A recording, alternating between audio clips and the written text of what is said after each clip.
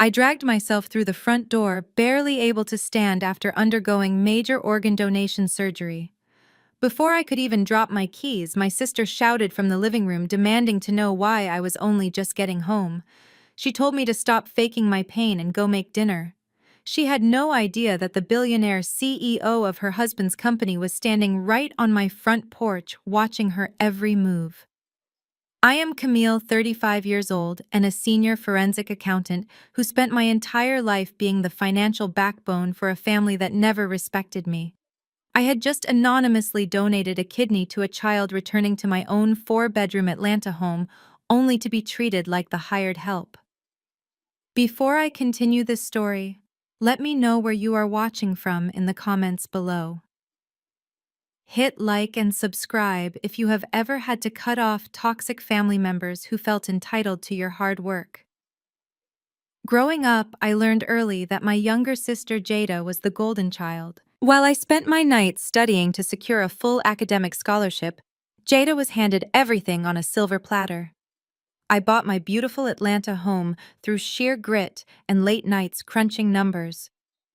It was meant to be my sanctuary. Instead, it became a hotel for Jada and her arrogant white husband Trent. Trent worked in middle management at a massive corporate firm and constantly belittled my career, oblivious to the fact that his entire lifestyle was subsidized by my bank accounts. The sweltering Atlanta heat was suffocating as I stepped out of the private car that afternoon. Every single movement sent a sharp, agonizing wave of pain radiating from my abdomen. The thick surgical bandages tightly wrapped around my waist felt heavy beneath my trench coat. I had spent the last week in a sterile hospital room recovering from the kidney extraction.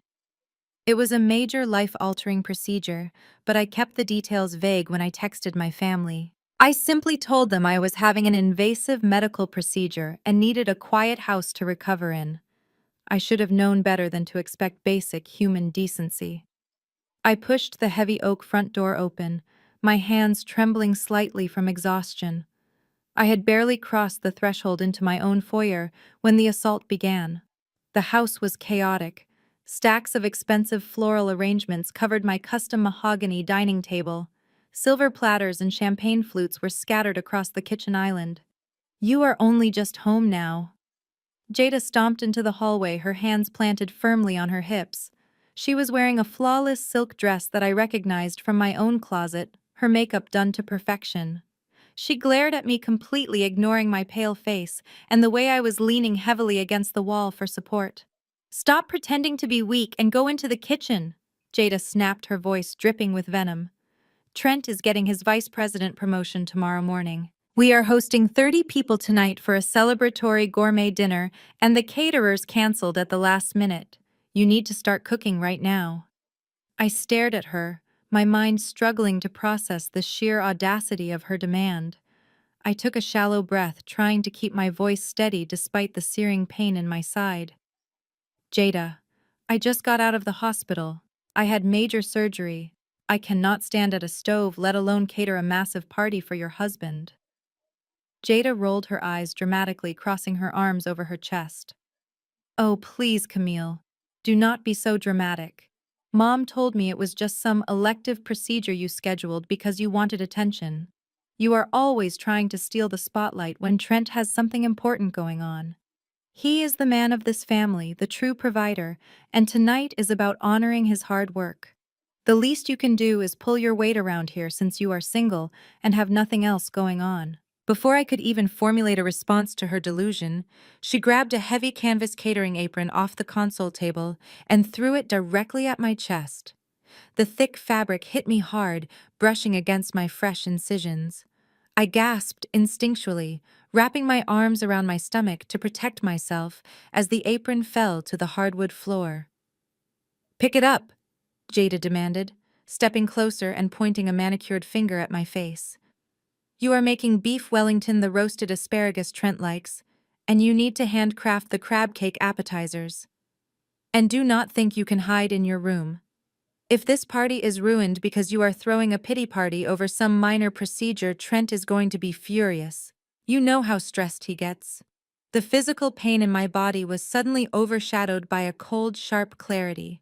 For years I had paid their bills, ignored Trent's condescending remarks about my career, and allowed Jada to treat my home like her personal kingdom. They truly believed I was beneath them. They believed my sole purpose was to serve them, to quietly fund their illusions of grandeur while they walked all over me. I looked down at the apron on the floor, then slowly lifted my gaze to meet my sister's eyes. I did not bend down. I did not apologize. I stood up a little straighter, forcing myself to ignore the burning sensation in my side. I realized right then that I was done making excuses for them. I was done shrinking myself to make Trent feel like a big man. "You are out of your mind if you think I am cooking a single meal for that man," I said, my voice low and dangerous. Jada's mouth dropped open in shock. She was not used to me speaking to her with such absolute defiance. Her face turned red with anger and she opened her mouth to scream for our mother. She was ready to escalate the situation, entirely unaware that the foundation of her perfect stolen life was about to crumble beneath her feet. The sharp clack of low heels against my Brazilian cherry hardwood floors cut through the heavy silence in the foyer. My mother Brenda strolled out of the kitchen with an air of absolute authority. She was holding a crystal wine glass filled to the brim with my imported reserve Pinot Noir, a bottle I had been saving for a special occasion. She took a slow, deliberate sip, her eyes scanning the scene before finally landing on me. There was no gasp of relief at seeing her eldest daughter home safely from the hospital. There was no motherly rush to check on my condition or ask if I was in pain. Instead, Brenda let out a long, exhausted sigh, as if my pale face and trembling hands were nothing more than a personal inconvenience to her afternoon. "What is all this shouting about?" she asked, her tone dripping with annoyance. "I could hear you two all the way from the patio." Jada immediately snapped out of her shock and fell right into her lifelong role as the victim. "Mom, look at her," Jada whined, pointing at me as if I were a misbehaving child. "Trent is having his promotion dinner in a few hours. The caterer backed out and Camille is refusing to help. She will not even put the apron on. She is trying to ruin Trent's big night on purpose." Brenda walked over to Jada and gently patted her shoulder, a gesture of comfort she had never once offered me. Then she turned her harsh gaze my way. Her eyes dropped to my abdomen, where my trench coat was slightly parted, revealing the thick medical bandaging. Her expression hardened with disgust rather than sympathy. "Pick up the apron, Camille," my mother commanded coldly. "Do not make this difficult. Your sister has been under an immense amount of stress planning this party." I stared at the woman who gave birth to me, my chest tightening with a pain that had nothing to do with my surgical incisions. "Mom, I just donated an organ," I said, keeping my voice dangerously level. "I am bleeding through my bandages. I need to lie down, not stand in a hot kitchen and prepare a gourmet feast for 30 strangers." Brenda rolled her eyes, taking another leisurely sip of my expensive wine. "Oh, please. Stop acting like you are a casualty of war. Your surgery was entirely elective and completely dramatic. You chose to give away a kidney to a total stranger. Nobody forced you to do that. And frankly, the timing is incredibly suspicious. You knew Trent was up for this vice president position. You knew this week was crucial for our family.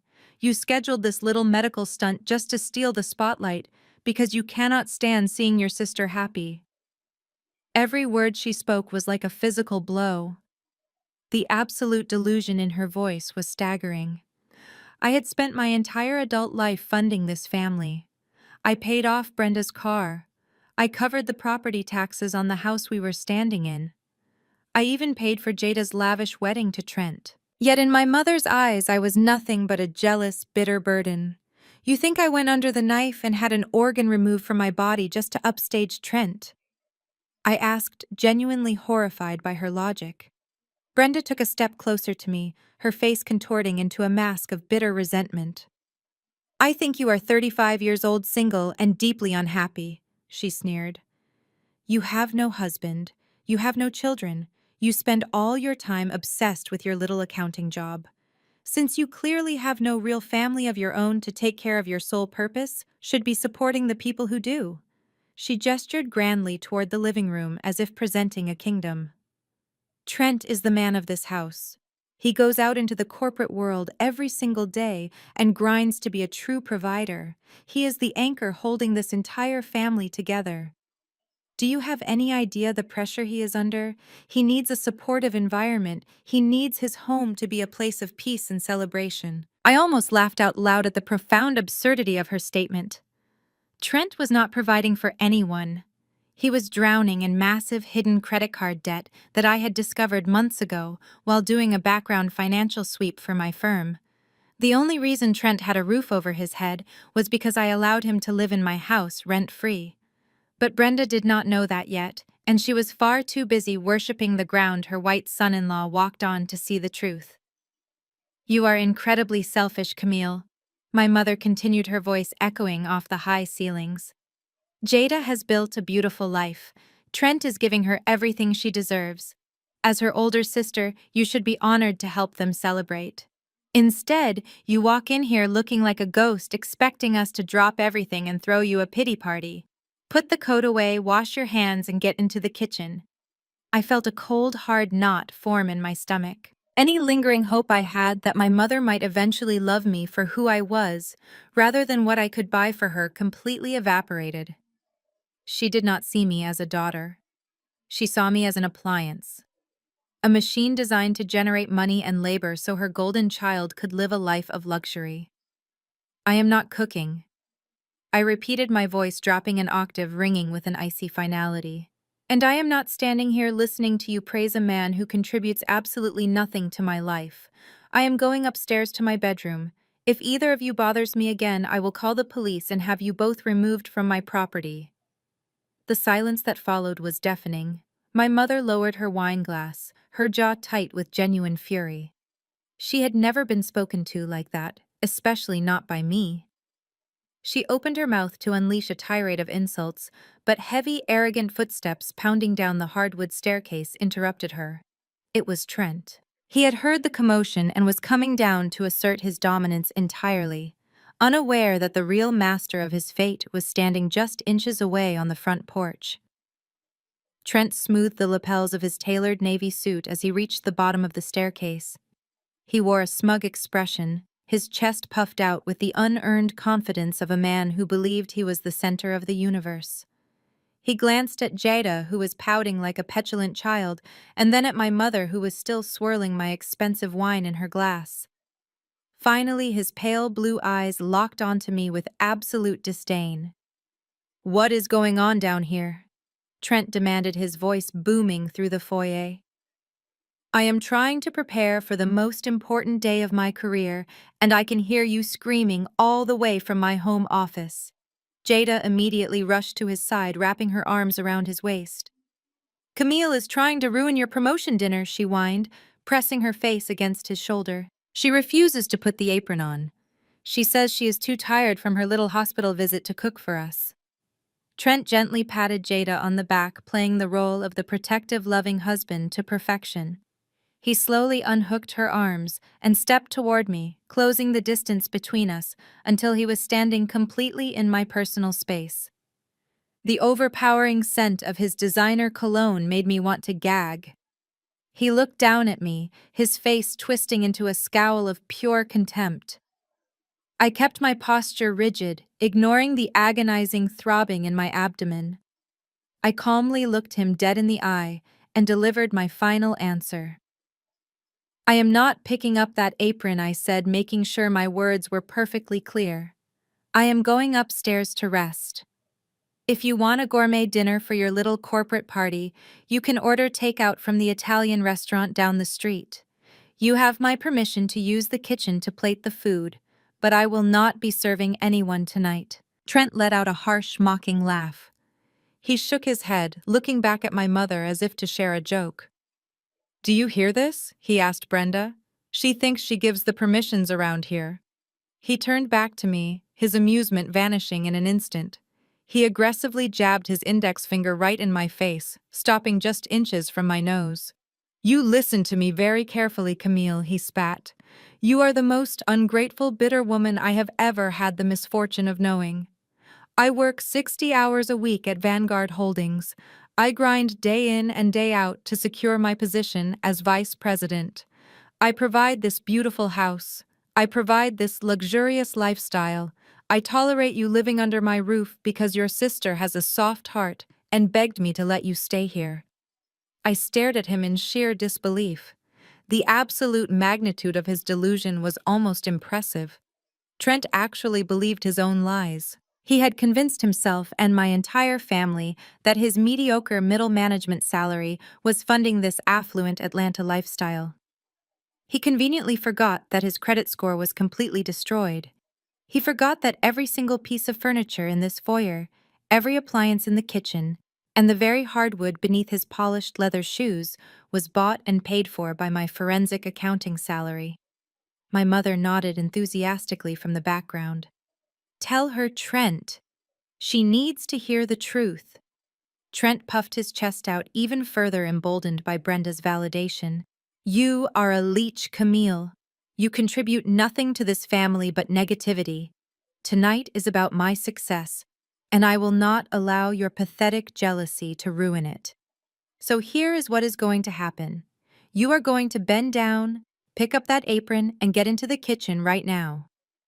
I did not move a single muscle. I just watched his face turn red with anger as his intimidation tactics completely failed to break me. When I remained perfectly still, Trent completely lost his temper. He leaned in closer, his voice dropping to a menacing whisper. If you do not pull your weight tonight, you are done. You can pack your bags immediately. If you refuse to support the man of this house, I will kick you out of my home by the end of the week.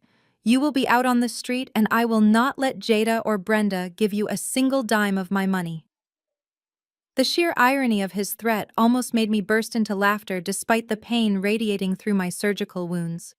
He was threatening to evict me from a house that was legally registered entirely under my name. He was threatening to cut me off from money that I actively deposited into his checking account every month just to keep his massive credit card debts from going into default. I took a deep breath, preparing to drop the absolute truth on him. I was ready to shatter his fragile ego into a million pieces. I opened my mouth to tell him that he was nothing more than a broke, glorified tenant living in my kingdom. But I never got the chance to say it. Before a single word could leave my lips, a cool evening breeze swept through the open front door behind me. The heavy silence in the room was suddenly shattered by a deep, authoritative voice that radiated absolute power and control. You are going to evict the woman who holds the deed to this property. Trent froze. His eyes darted past my shoulder, and the arrogant flush in his cheeks instantly drained, leaving him looking as pale as a ghost. Jada gasped, taking a sudden step backward. Even my mother lowered her wineglass, her jaw dropping open in shock. I did not need to turn around to know who was standing on my porch. The voice belonged to the only man who held more power over Trent than I did. Julian crossed the threshold, his tall frame instantly dominating the entryway. He wore a perfectly tailored charcoal suit that made Trent's expensive navy outfit look like cheap polyester. Julian was the billionaire chief executive officer of Vanguard Holdings. For the last 3 years, I had been working directly under him as his lead forensic accountant, handling the most sensitive financial audits for his global enterprise. He was a man who commanded absolute respect without ever having to raise his voice. Trent visibly shrank. All the bluster and aggression he had weaponized against me mere seconds ago vanished into thin air. He swallowed hard, his Adam's apple bobbing nervously, as a sheen of cold sweat broke out on his forehead. Jada immediately let go of Trent's arm, her eyes wide as she took in Julian's imposing presence. Even my mother, who usually had something to say about everything, stood frozen by the kitchen island, completely silenced by the aura of pure wealth and authority radiating from the man in my doorway. "Mr. Sterling," Trent stammered, his voice cracking slightly. He quickly cleared his throat desperately, trying to assemble a facade of corporate professionalism. "Sir, I had no idea you were coming. This is an incredible surprise. Please come inside."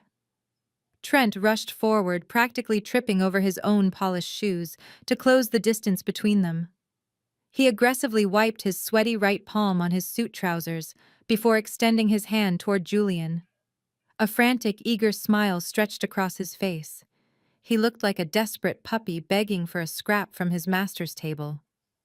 "I cannot express how honored I am that you came all this way to my home," Trent continued, his words tumbling out in a hurried rush. "I know the vice president promotions are being officially announced tomorrow morning, but for the CEO of Vanguard Holdings to personally deliver the news to my residence, well, it is just truly humbling.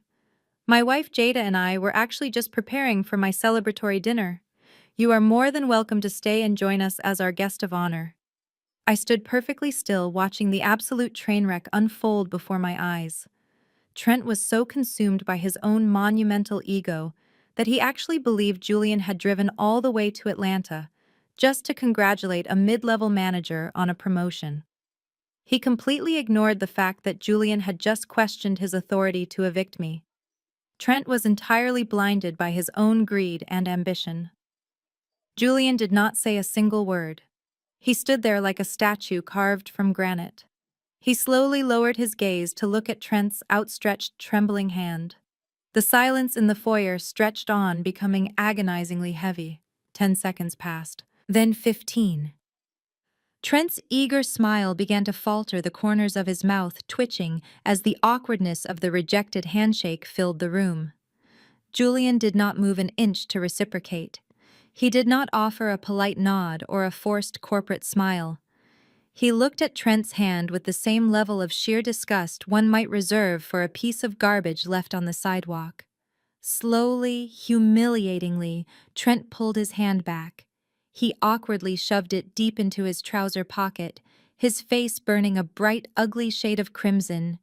He shifted his weight from foot to foot, the deafening silence completely breaking his composure. Jada watched her husband's public humiliation with wide, panicked eyes, completely unsure of how to intervene to save his dignity. Brenda stood completely motionless, her wine glass suspended halfway to her mouth. Julian finally shifted his attention away from Trent and looked directly at me. His stern expression instantly softened into a look of genuine professional concern. He took a deliberate step past Trent, completely ignoring his existence, and walked over to where I was leaning against the wall. "Are you all right, Camille?" Julian asked, his deep voice calm and respectful. "My driver told me you insisted on carrying your own overnight bag out of the car. You should not be doing any heavy lifting so soon after your procedure. I told you I would have someone assist you." Trent whipped his head around, his eyes darting between Julian and me in utter bewilderment. His brain was violently short-circuiting. He could not comprehend why the billionaire owner of his company was speaking to his sister-in-law with such profound reverence. He could not understand why Julian knew about my surgery, or why he was standing in my foyer expressing concern for my well-being rather than celebrating his upcoming promotion. "I am fine, Julian," I replied, offering him a small, grateful smile. "But it seems I walked into a bit of a domestic situation." Trent was just explaining the new living arrangements to me. Julian turned slowly on his heel, facing Trent once again. The warmth he had just shown me vanished in an instant, replaced by an expression so cold it could have frozen boiling water. Trent physically took a step backward, his back hitting the console table. He was cornered, completely out of his depth, and finally realizing that his entire carefully constructed world was about to come crashing down around him. "Let me get straight to the point," Trent Julian said, his voice slicing through the room like a freshly sharpened blade. "I am not here to attend a dinner party. I am certainly not here to personally deliver a promotion to a middle management employee. I am here because the most valuable asset Vanguard Holdings possesses was discharged from the hospital today, and I wanted to ensure she arrived home safely." Trent blinked rapidly, his mouth opening and closing like a fish out of water.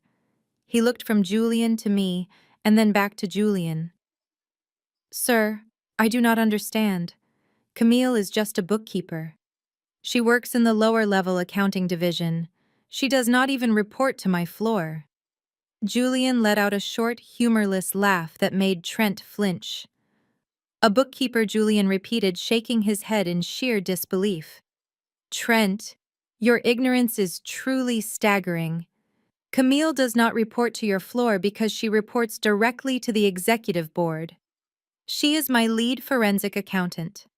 For the last 3 years, she has possessed top-tier security clearance to oversee the financial integrity of our entire global enterprise." Jada gasped loudly, clutching her designer purse against her chest. "That is impossible!" she blurted out, her voice shrill and panicked. "Camille just looks at spreadsheets all day. Trent is the one who secures the big contracts. Trent is the reason your company is succeeding." Julian slowly turned his piercing gaze toward my sister. "I do not know who you are, but you are as deeply misinformed as your husband. Let me make something abundantly clear to everyone in this room. Last month, Vanguard Holdings was targeted for a massive, potentially fatal federal corporate audit. There were severe discrepancies in our regional financial reports, discrepancies that originated directly from Trent's department." Trent let out a strangled gasp, his face suddenly drained of whatever little color it had left. He took another step back, his shoulders hunching, as if he were trying to physically shrink into the wall. If that audit had proceeded without internal correction, Vanguard would have faced millions of dollars in fines. Julian continued, his voice ringing with absolute authority. "Hundreds of people would have lost their jobs. The only reason this company is still standing, the only reason Trent still has a paycheck to bring home to you, is because Camille worked 80-hour weeks to untangle the mess. She single-handedly identified the compromised accounts, restructured our regional ledgers, and presented a flawless defense to the federal auditors. Her intellect completely outranks Trent's entire department combined. She is the financial backbone of my company.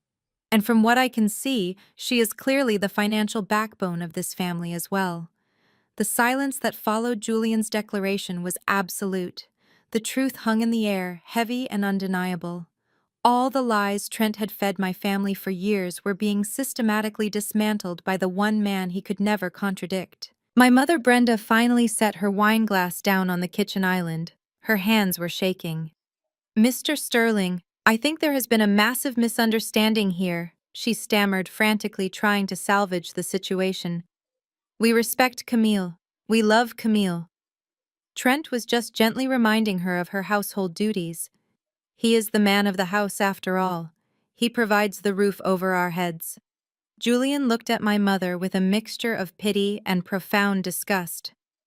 "Ma'am, I suggest you stop speaking before you embarrass yourself further. I know exactly how much Trent earns. I sign his paychecks. I also know that his salary could not afford the property taxes on a magnificent home like this, let alone the mortgage." Julian then looked directly at Trent, his eyes narrowing into cold slits. "So explain to me, Trent, how exactly are you planning to evict the legal homeowner from a property that you do not own? How are you going to kick my lead executive out of a house that she pays for, using money she earns by cleaning up your professional incompetence?" Trent was entirely speechless. He opened his mouth, but only a pathetic, raspy squeak came out. He looked at Jada, hoping for backup, but my sister was staring at me as if she were seeing me for the very first time. The illusion of Trent's superiority was completely shattered. He was no longer the successful corporate executive providing a life of luxury. He was a fraud, and Julian had just exposed him in front of the very people he had spent years trying to impress. Trent let out a forced, high-pitched laugh that echoed unnaturally through the quiet foyer. He clapped his hands together desperately, trying to construct a reality where he was still the man in charge. He looked at my mother and then at Jada, his eyes wide and manic, silently begging them to play along with his desperate charade. "He is joking," Trent said, his voice trembling slightly as he forced a massive fake smile onto his pale face. "Mr. Sterling has a legendary sense of humor in the office. It is a corporate inside joke, I assure you. Camille is just a glorified bookkeeper who processes standard expense reports. She has never even been to the executive suite. The audit he is talking about was handled by my department entirely." Jada wanted to believe him. She clung to his words like a life raft, because the alternative meant admitting her entire luxurious existence was funded by the older sister she deeply despised. My mother nodded along enthusiastically, eager to dismiss the billionaire standing in our hallway as an eccentric prankster, rather than face the humiliating truth about her golden child's husband. Trent turned his attention back to me, his fake smile dropping the second he made eye contact. The sheer panic in his eyes was quickly being replaced by a volatile defensive rage. His fragile masculine ego was cracking under the immense pressure of Julian's presence. He needed to remove me from the room immediately.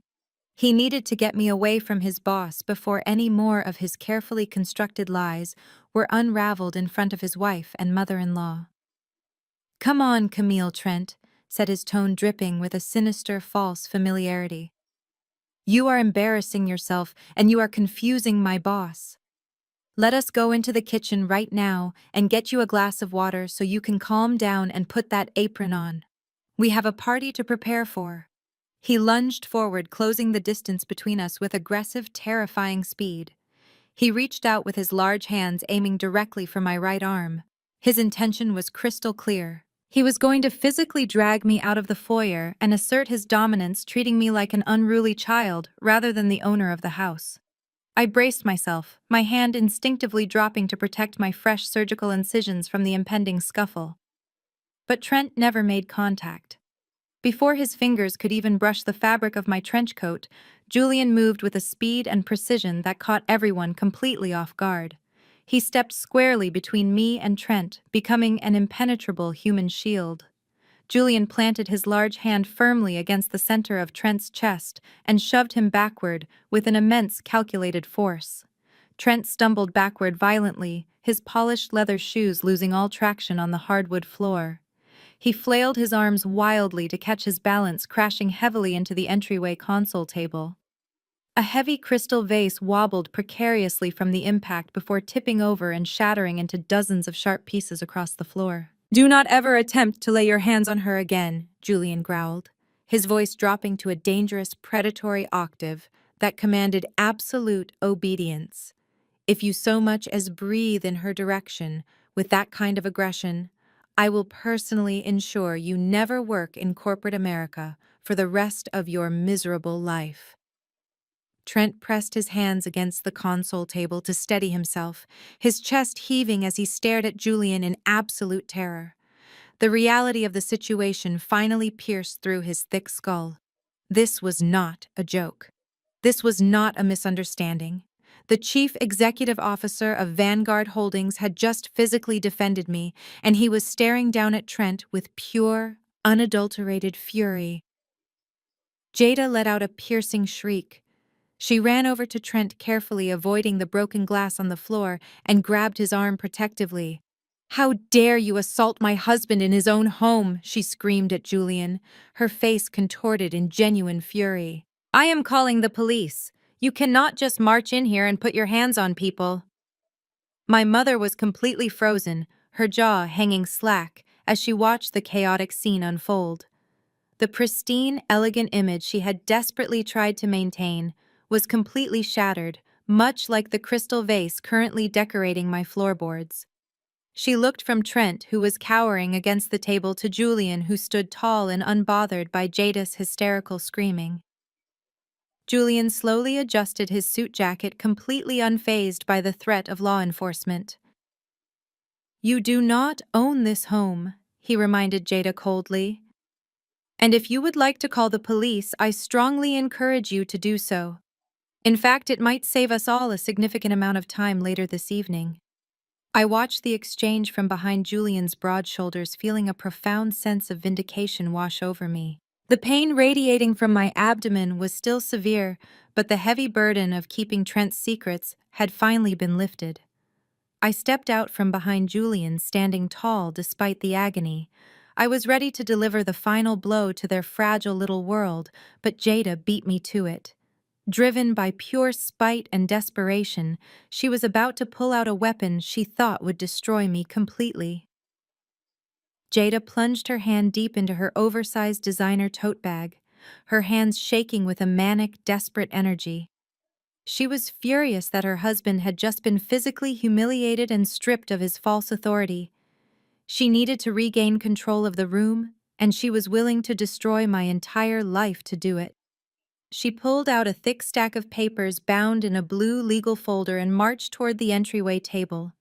She slammed the heavy document down right next to the shattered pieces of the crystal vase. The sharp thud echoed through the silent foyer, drawing everyone's attention. She turned her venomous glare toward Julian, her chest heaving as she prepared to rewrite the entire narrative. "You are being completely manipulated by her," Jada screamed, pointing a sharp, manicured finger directly at my face. "I do not care what kind of spreadsheet she showed you at work. You do not know the real Camille. She is a compulsive liar. She has spent her entire life trying to destroy my husband's reputation out of pure jealousy." Julian did not flinch at her screaming. He merely raised a single eyebrow, looking at the legal documents on the table with mild curiosity. Jada took his silence as an invitation to continue her unhinged rant. She took a step closer to Julian, her voice reaching a hysterical pitch.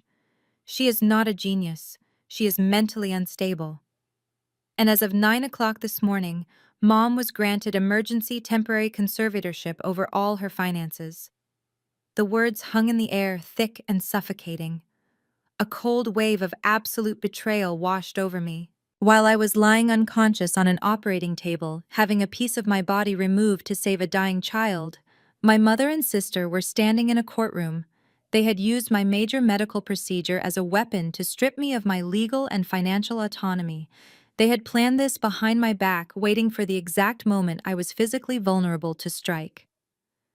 Brenda finally stepped forward, abandoning her spot by the kitchen island. She walked over and placed her hand flat on top of the legal documents, her posture radiating a sickening sense of maternal triumph.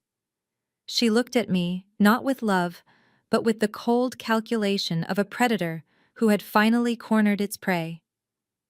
"It is for your own good, Camille," my mother said, her voice dripping with a fake, overly sweet condescension. "You have been spiraling out of control for months. You bought this massive house that you do not need just to show off. You constantly alienate your own flesh and blood. And then you go and give away a vital organ to a complete stranger. No sane person does that. The judge completely agreed with us. You are a danger to yourself, and you are entirely incapable of managing your own estate." Trent, who had been cowering against the wall just moments ago, suddenly straightened his posture. The color rushed back into his pale face. The realization that my mother now legally controlled my bank accounts acted like a shot of adrenaline to his bruised ego. He adjusted his tie and let out a smug, triumphant chuckle. "Well," Trent said, stepping away from the wall and walking back to Jada's side, "it looks like the situation has changed, Mr. Sterling. Your supposed lead executive is legally classified as incapacitated. She does not own this house anymore. Her conservator does. And her conservator happens to be my mother-in-law, who explicitly gave me permission to run this household and manage its assets." Trent puffed his chest out again, all of his previous terror completely erased by his newfound stolen power. He looked at Julian with an arrogant smirk, clearly believing he had just outsmarted a billionaire. "So I am going to ask you one last time to leave my property. If you do not walk out that front door right now, I will call the police and have you arrested for trespassing and assault." I stared at the three of them, my own family standing united behind a stack of stolen legal authority. They truly believed they had won. They thought this piece of paper was the ultimate checkmate. They thought they had successfully trapped me in my own home completely at their mercy, and that Julian would simply turn around and walk away from a messy domestic dispute. They expected me to break down crying. They expected me to beg for my mother's forgiveness or plead with Trent to let me keep my own money. Instead, I felt an overwhelming sense of calm. The burning pain in my abdomen faded into the background, replaced by a razor-sharp focus. I looked at Julian. He did not look panicked. He did not look intimidated by Trent's hollow threats. He simply looked at me, giving me a subtle nod, silently handing the floor back over to me. I slowly reached into my own purse, feeling the smooth, cold metal of the device I had been carrying all day.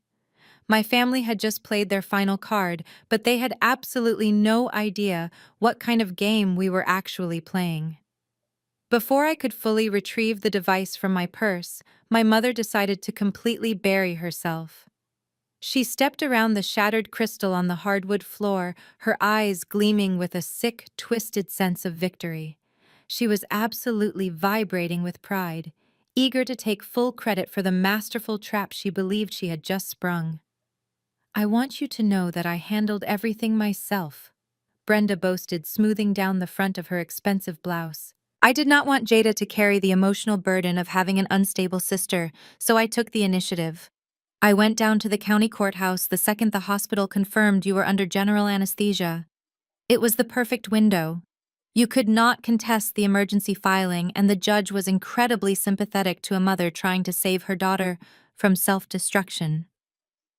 I stared at her, feeling the cold reality of her words sink into my bones. While I was lying unconscious on an operating table surrounded by surgeons working to save a young child's life, my own mother was standing before a judge, committing perjury to steal my freedom. "You committed perjury," I stated, keeping my voice terrifyingly calm. "You lied to a judge to steal my assets." "I did not lie about anything," Brenda snapped back, her tone sharp and defensive. "I told the judge exactly what you were doing, and he agreed that your actions prove you are an absolute danger to yourself. No sane, rational woman in her mid-30s sneaks off to a hospital to give away a vital organ to a complete stranger. It is unnatural. It is a severe form of self-mutilation, Camille. You are clearly having a psychological breakdown, and you are using this ridiculous surgery to punish us for being happy." The sheer audacity of her logic was staggering. She had somehow managed to twist the act of saving a dying child into a malicious attack against her and Jada. She could not comprehend genuine generosity because she had never possessed a single ounce of it herself. To Brenda, everything in life was a transaction. "And because you are clearly incapable of making sound decisions, I am stepping in as the matriarch of this family to fix your mess," Brenda continued, lifting her chin with arrogant authority. "I took the court order straight to your primary bank at noon today. I am the legal conservator of your estate now. I have full authorization to manage your accounts, your investments, and this property." Trent let out a loud, relieved sigh, running a hand through his hair. Jada crossed her arms over her chest, a smug, satisfied smile spreading across her face. They were looking at my mother as if she were a conquering hero who had just won a war. "I already initiated the first wire transfers," Brenda announced casually, as if she were discussing the weather rather than grand larceny. "Trent has been dealing with some complicated business investments lately. He needs immediate capital to secure a major deal that will benefit all of us in the long run. Since you have been selfishly hoarding your massive salary, I authorized a transfer of $200,000 from your savings to his checking account to clear his debts." My heart hammered against my ribs, not out of panic, but out of sheer disbelief at her willingness to confess her crimes out loud in front of a billionaire CEO. She had no idea that the complicated business investments she was paying off were actually massive fraudulent debts Trent had accrued through corporate embezzlement. "You stole $200,000 from my savings to pay off his credit cards," I asked, my voice deadly quiet. "I reallocated family resources for the greater good." Brenda corrected me smoothly, completely devoid of guilt. "Do not use that tone with me, Camille. You have too much money and too little sense. Jada is a wife to a soon-to-be vice president. She has appearances to keep up. She needs to host events, buy proper wardrobes, and maintain a certain lifestyle that reflects Trent's status. You sit in an office all day looking at spreadsheets. You do not need millions of dollars sitting uselessly in a bank account while your sister struggles to maintain her rightful place in society." She took a step closer to me, her expression hardening into a glare of absolute entitlement. "We are a family, Camille. Family takes care of each other. I am doing this for the greater good of all of us. You should be down on your knees thanking me for stepping in and taking this heavy financial burden off your shoulders before you did something even more psychotic with your money." I glanced over at Julian. He was standing perfectly still, his hands resting casually in his pockets. His face was an unreadable mask of corporate stoicism, but I could see the dangerous glint in his dark eyes. He was silently observing the exact kind of toxic parasite I had been dealing with my entire life. He was a human lie detector, and he was currently listening to my mother confess to financial abuse, fraud, and theft, all neatly wrapped in the guise of maternal care. Trent completely misread Julian's silence. He thought Julian's lack of intervention meant he agreed with the conservatorship. Trent stepped forward again, puffing his chest out. You heard her, Camille. Your money is family money now. Mom is in charge. So I suggest you drop this defiant attitude. Apologize to my wife and get into that kitchen before I decide to cut off your weekly allowance entirely. The illusion they had built for themselves was so incredibly thick, so entirely insulated from reality, that they actually thought they had won. They thought the piece of paper Brenda held was a magical shield that would protect them from the consequences of their actions. They wanted to talk about my medical procedure as if it were a dirty secret. They wanted to use my scars against me. I decided it was time to show them exactly what those scars represented. You are so quiet now, Camille. My mother scoffed, completely misinterpreting my silence as defeat. You know I am right. You have always used exaggerated illnesses to get out of your responsibilities. You probably just had some minor cosmetic procedure and convinced the hospital to keep you overnight. You are standing right here in front of us, perfectly fine, yet you expect us to believe you are too weak to chop some vegetables and put a roast in the oven. It is pathetic. Jada nodded in agreement, leaning her weight against Trent. She is just trying to make us feel sorry for her so she does not have to work, Jada chimed in. She has been doing this since we were kids. Always playing the victim whenever someone else is meant to be the center of attention. I kept my eyes locked directly on my mother. I slowly moved my hands from my sides and grasped the top button of my trench coat. My fingers were trembling slightly from the sheer physical exhaustion radiating through my bones, but my resolve was absolute. I did not say a word as I unfastened the first button. Then the second. Then the third. What are you doing? Brenda snapped, her face twisting with sudden irritation. Are you trying to put on a show for Mr. Sterling? I am your legal conservator now, Camille. You need to show some respect and put yourself together. I ignored her. I gripped the heavy fabric of the coat and pulled it wide open, letting it slide off my shoulders and fall in a heap on the hardwood floor. Underneath, I was wearing a loose, thin hospital shirt. I reached down and slowly lifted the hem of the shirt, exposing my entire abdomen to the brightly lit foyer. The sudden, sharp intake of breath from Jada was the first sound to break the heavy silence. Across my stomach, stretching from my side toward my navel, was a massive, thick layer of medical gauze and surgical tape. The pristine white bandages were not clean. They were heavily stained with dark, fresh blood that had seeped through the layers during the long, painful car ride home.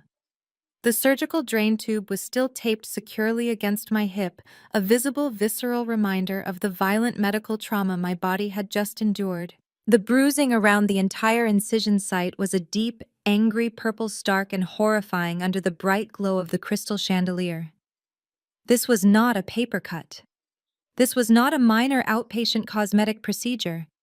An entire organ had been surgically carved out of my body less than 48 hours ago. I stepped forward, closing the distance between me and my mother. I did not flinch. I did not cover myself to spare her feelings. I stood there actively bleeding in my own foyer, forcing her to look at the devastating physical toll of what I had done. Look at it, I commanded, my voice echoing off the high ceilings with a chilling, undeniable authority. Look at the reality of what you are calling a dramatic stunt. Brenda physically recoiled. She took a panicked step backward, her expensive leather shoes crunching loudly on the broken glass from the shattered vase. She pressed her manicured hand over her mouth, her eyes wide with sudden raw shock. The sterile, perfectly curated world she lived in was abruptly contaminated by the brutal reality of my physical sacrifice. She could not look away from the dark red blood staining the white bandages. While you were down at the courthouse committing perjury and lying to a judge, I was lying on an operating table with my abdomen cut completely open, I said, my voice cutting through the silence like a scalpel. A 7-year-old girl was dying of renal failure in the pediatric wing. She was on dialysis, waiting for a miracle, because her own family was not a match. So I gave her my kidney. I let a surgeon remove a piece of my own body so a little black girl could have a chance to grow up and actually live a life. I took another deliberate step toward her, my eyes blazing with 20 years of suppressed rage. And I came home to the mother who birthed me, hoping for just 1 ounce of basic human decency. Instead, you demanded I put on an apron and cook a gourmet meal for the man who is secretly destroying your golden child's life. You called my sacrifice a stunt. You used my medical incapacitation as a weapon to steal my money. Trent turned his head away suddenly, completely unable to look at me. Jada looked visibly sick, covering her mouth as she stared in horror at the surgical drain attached to my side. For a brief fleeting second, I thought I saw a flash of genuine maternal remorse cross my mother's face. I thought the undeniable proof of my trauma might finally break through her impenetrable wall of narcissism. But Brenda was entirely incapable of experiencing shame. Her pride was far too massive to allow her to admit she was wrong in front of an audience. She slowly lowered her hand from her mouth. She stood up straighter, her face hardening into a defensive, ugly scowl. She completely refused to acknowledge the gravity of what she had just seen. "Well, that was incredibly reckless of you," Brenda said, her voice shaking slightly, but her tone remaining as cruel as ever.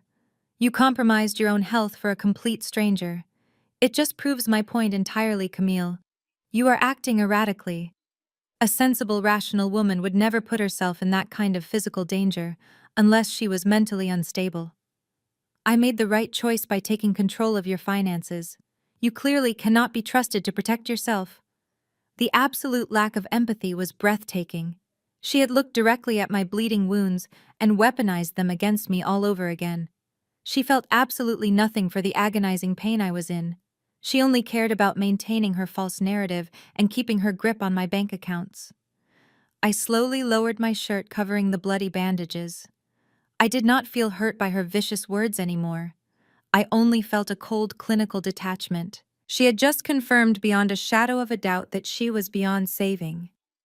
There was no mother left inside that woman. There was only a toxic parasite. And it was finally time to cut the parasite out of my life permanently. I turned my attention away from Brenda and looked directly at Trent. He had been standing quietly against the wall, hoping my mother's cruelty would shield him from the storm. He was dead wrong. Before I could even process the sheer absurdity of Trent trying to hide from the mess he created, my mother decided she had not quite finished insulting me. She crossed her arms tightly over her chest and looked at me with an expression of pure financial calculation. "If you were so desperate to get rid of a vital organ, you could have at least been smart about it," Brenda said, her voice dripping with absolute resentment. "Do you have any idea how much a healthy kidney from a woman your age goes for on the private medical market? People pay hundreds of thousands of dollars for those kinds of matches. If you really wanted to prove your worth to this family, you should have sold it." I stared at her, genuinely wondering if she had lost her mind entirely. "Trent is sitting here stressing over massive business capital," Brenda continued, completely oblivious to how monstrous she sounded. "He works day and night to provide a life of luxury for your sister. You knew he needed money for his investments. Instead of helping him, you just gave away a literal gold mine for free to some random sick child. It is not just reckless, Camille. It is incredibly financially irresponsible. You stole from your own family." Trent visibly perked up at my mother's horrific words. The validation acted like a powerful drug to his bruised ego. Hearing Brenda explicitly prioritize his fake business ventures over my own physical body gave him exactly the boost of confidence he needed. He stepped away from the wall, his posture immediately transforming back into that of an arrogant corporate overlord. He walked over to the entryway table, standing right next to the shattered crystal vase, and placed his hand firmly on top of the blue legal folder containing the conservatorship papers. "Brenda is absolutely right," Trent said, his voice regaining that familiar condescending edge. "You have zero concept of loyalty, Camille. You have always been completely selfish. But thankfully, we do not have to rely on your poor judgment anymore." He picked up the legal document and waved it in the air like a winning lottery ticket. He looked at Julian, a smug, self-satisfied grin spreading across his pale face. He adjusted his expensive silk tie and lifted his chin, completely delusional about the reality of his situation. "As you can see, Mr. Sterling, my mother-in-law has full legal authority over your lead executive now," Trent announced proudly. "And as the head of this family, she has explicitly appointed me to manage the household assets. This means I am officially in control of Camille bank accounts, her stock portfolios, and the deed to this property." Trent actually had the audacity to take a step toward Julian. His chest puffed out completely, forgetting how easily the billionaire had physically overpowered him just moments before. The piece of paper in his hand made him feel invincible. "I will be contacting the Vanguard Holdings Human Resources Department first thing tomorrow morning." Trent continued smoothly outlining his grand master plan. "Since I am now managing her entire estate, all of Camille's future paychecks, quarterly bonuses, and corporate stock options will need to be routed directly into my primary checking account. Furthermore, we will be placing her on an indefinite medical leave of absence without pay until I personally decide she is mentally fit to return to the office." I watched Trent outline his fantasy of controlling my Vanguard salary. It was a fascinating display of pure, unadulterated greed. He was standing in a house I bought wearing a suit I paid for, planning to steal the salary I earned, all to cover up the fact that he had been secretly robbing Vanguard Holdings blind for the last 2 years. He thought the conservatorship was his ultimate salvation. He thought the $200,000 my mother had just illegally wired into his account was going to save him from federal prison. He had absolutely no idea that I had been tracking his offshore shell accounts for 6 months. Jada walked over and wrapped her arm around Trent's waist, looking at me with a triumphant smirk. "Finally, someone is going to put you in your place," Jada sneered. "You thought you could just hold your money over our heads forever. Now Trent is in charge and you are going to have to ask him for an allowance just to buy groceries." Trent nodded, basking in his wife's adoration. He turned his attention back to Julian, pointing a finger toward the open front door. "Since Camille is legally incapacitated, she has absolutely no authority to invite anyone into my home. I am the man of this house, Mr. Sterling. And as the man of this house, I am ordering you to leave my property immediately. If you want to discuss corporate matters regarding my sister-in-law, you can make an appointment with my secretary at the office." The absolute silence that followed his grand speech was heavy and suffocating. Trent stood there waiting for Julian to apologize and walk out the door. He actually believed he had just successfully intimidated a billionaire. He believed he had successfully stolen my entire life's work with a single forged court document. He thought he was walking away with my house, my savings, and my future earnings. Julian did not move a single muscle. He looked at Trent with an expression of profound, almost clinical fascination, like a scientist observing a particularly stupid insect walking directly into a trap. Julian slowly turned his head and looked at me, giving me a subtle nod. The stage was entirely mine. I reached deep into my leather purse, my fingers bypassing the pain medication the hospital had given me and wrapped around the cold metal of my smartphone. I pulled it out and unlocked the screen with a steady hand. My family watched me in silence, expecting me to call a lawyer or perhaps beg for mercy. Instead, I opened my encrypted banking application and held the screen up so the bright red warning banner was clearly visible to everyone in the room. I looked directly at Brenda, who was still standing tall with her stolen legal documents, and then shifted my gaze to Trent, whose smug smile was permanently plastered on his face. "You can try to take my money, Mom," I said flatly, my voice completely devoid of any emotion. "But you are going to have a very hard time seizing bank accounts that are currently frozen by the Federal Bureau of Investigation." The smug smile on Trent's face vanished instantly, replaced by a look of sheer, unadulterated terror. Brenda frowned, her perfectly arched eyebrows pulling together in deep confusion. She took a step forward, squinting at the bright red text on my phone screen, completely unable to process the words. "What kind of sick joke is this?" Brenda demanded, though her voice wavered slightly. "The FBI does not freeze civilian bank accounts over a medical conservatorship. You are lying. You just locked your own accounts to keep Trent from getting the capital he needs."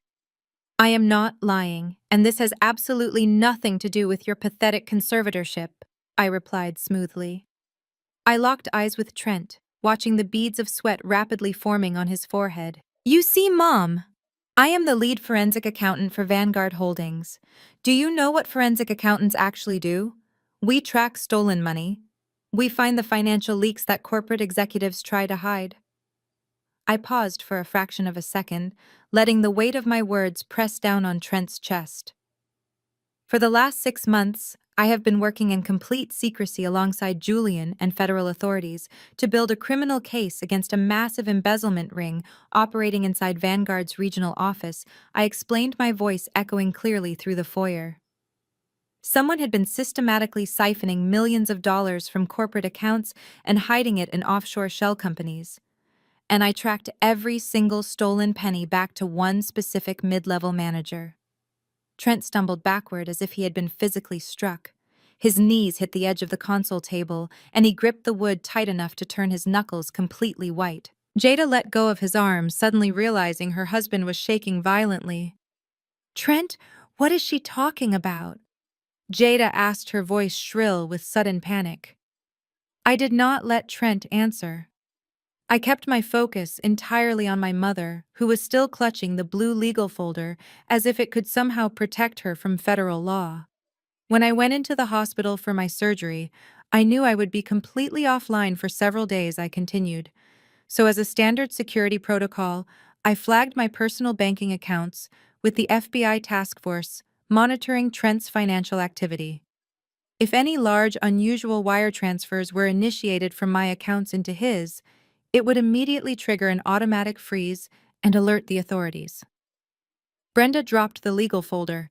It hit the floor with a soft thud, landing right next to the shattered crystal. Her face turned the color of ash. The arrogance that had fueled her for the last 20 minutes completely evaporated, leaving behind nothing but cold, paralyzing fear. "You just confessed to initiating a $200,000 wire transfer into an account that is currently under federal investigation for corporate embezzlement," I told my mother, watching her entire world collapse in real time. "You bypassed my bank security using an emergency conservatorship obtained under false pretenses. Do you understand what that means? You just made yourself an active accessory to federal wire fraud." "No!" Brenda gasped, clutching her chest. "No, that is not true. Trent told me it was for a legitimate business investment. He said he needed the capital to secure a real estate deal. I am your conservator. I have the right to move family funds. You moved stolen funds." Julian finally spoke up, his deep voice slicing through my mother's desperate excuses. "The accounts you wired that money into are monitored by the federal government. By attempting to fund Trent's escape with Camille's money, you have directly implicated yourself in a multi-million-dollar federal crime." Jada let out a piercing, terrified scream. She spun around and shoved Trent hard in the chest. "You stole money from your company!" she shrieked, her perfectly curated life flashing before her eyes. "You told me you got a massive bonus. You told me you bought my diamond watch with your promotion money." Trent was hyperventilating. His eyes darted wildly around the room, searching for an exit that did not exist. He was trapped in the foyer of a house he did not own, caught in a web of lies he could no longer maintain, standing face to face with the billionaire he had stolen from and the sister-in-law who had just checkmated his entire existence. "This is a setup," Trent yelled desperately, pointing a trembling finger at me. "She set me up. She is trying to ruin my life because she is jealous of our marriage. Jada, you have to believe me. Brenda, call your lawyer right now. We have to leave." "You are not going anywhere, Trent," I said calmly. Because that freeze on my account did not just stop your little wire transfer. It also sent an automatic ping to the federal agents who have been sitting in unmarked cars outside this house for the last 20 minutes, waiting for Julian to give them the green light. Right on cue, the heavy, blinding glare of red and blue police lights suddenly illuminated the large front windows of my house, casting long, frantic shadows across the foyer walls. The party was officially over. The red and blue lights pulsed through the sheer living room curtains, painting the foyer in violent, flashing strokes of color. The heavy silence inside my house was entirely replaced by the low, steady hum of police cruiser engines idling at the end of my driveway. Trent pressed his back flat against the wall, his eyes wide and unblinking. He looked exactly like a cornered animal, realizing the trap had finally snapped shut. Jada grabbed her own hair, her perfect salon blowout ruined as she violently tugged at the strands in sheer panic. She looked at the flashing windows and then turned her horrified gaze toward her husband. "Tell them it is a mistake, Trent," she pleaded, her voice cracking with desperation. "Tell them Camille is lying right now. You are getting promoted tomorrow morning. You are the vice president of regional acquisitions." "There is no promotion, Jada," I said, my voice cutting cleanly through her hysterical denial. I took a deliberate step toward the center of the foyer, commanding the space completely. There never was a vice president position available in his division. That entire narrative was a carefully constructed corporate fiction. It was designed to keep your husband complacent and in the state of Georgia while we finalized the federal indictments against him. My mother stared at me, her mouth opening and closing as she struggled to comprehend the absolute magnitude of the situation. "But you are just a bookkeeper," Brenda whispered, her voice barely audible over the sound of a police radio crackling outside. "You just process expense reports for the lower departments. You do not have the clearance to launch an investigation." I shook my head, feeling a profound sense of pity mixed with absolute unwavering vindication. "That is what you desperately wanted to believe, Mom. You and Jada needed to convince yourselves that my career was insignificant so you could justify worshipping Trent. You needed me to be a failure and you needed him to be a hero. But you chose to worship a thief and you chose to underestimate a forensic accountant." I turned my attention back to Trent. He was shaking so hard his teeth were visibly chattering. "For the last 6 months, Jada has been mocking me for working 80-hour weeks," I said loudly, ensuring every word resonated in the large room. She bragged to our entire extended family about how Trent was always home by 5 o'clock to take her out to expensive dinners. She told everyone I was chained to a cubicle doing grunt work because I lacked ambition. But I was not doing grunt work. I was working late because of him. I pointed a firm finger toward Julian, who stood tall and silent by the doorway, radiating absolute authority. 6 months ago, Mr. Sterling flagged a series of highly sophisticated financial anomalies originating directly from the Southeastern Regional Corporate Office. Millions of dollars were quietly bleeding out of the quarterly operating budgets. The losses were so deeply buried in fake corporate jargon and manipulated ledgers that the standard internal auditors missed them entirely. Julian bypassed the standard chain of command. I continued pacing slowly across the Brazilian cherry hardwood floor. He came directly to me. He handed me the raw financial data and gave me unrestricted executive clearance to tear the regional office apart from the inside out. We held private encrypted meetings every single night.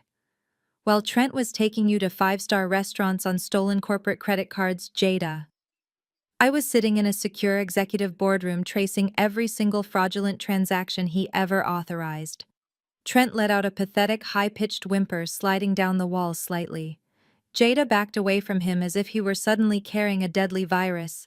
"It was not even a particularly brilliant scheme," I noted, looking at Trent with undisguised professional contempt. "You are not a criminal mastermind, Trent. You are just a greedy, arrogant middle manager who got sloppy. You created phantom vendors for consulting services that never actually existed. You authorized massive payouts to these fake companies and then funneled the stolen cash through a labyrinth of offshore shell accounts." I looked deliberately at Jada's wrists where her $50,000 diamond watch glittered offensively under the harsh flashing police lights. You thought you were so much smarter than everyone else, I said to Trent, shaking my head. You thought because you dressed in expensive tailored suits and used big corporate buzzwords at family dinners, nobody would ever look closely at your actual accounting output. You used Vanguard Holdings as your personal piggy bank to fund a lifestyle you could never afford on your mediocre salary. My mother looked down at the blue legal folder resting on the floor, the conservatorship documents she had been so incredibly proud of just 5 minutes ago. The devastating realization of what she had done was finally cementing itself in her brain. She had illegally hijacked my bank account and committed perjury just to pay off the debts of a man who was actively being hunted by the federal government. And the worst part, Trent, is that you actually thought you survived the corporate audit last month, I said, driving the final nail into his coffin. You strutted around this house, bragging to my mother about how you outsmarted the federal regulators. You thought your cooked books passed inspection, but the audit was never closed. It was a strategic pause. Julian and I intentionally let you think you were in the clear, so you would relax, let your guard down, and make one final desperate mistake to prove your guilt beyond a reasonable doubt. I paused, letting the heavy weight of my next words sink into the room. And tonight, thanks to my mother abusing the legal system to wire stolen money into a frozen account, the two of you handed the FBI that final piece of evidence on a silver platter.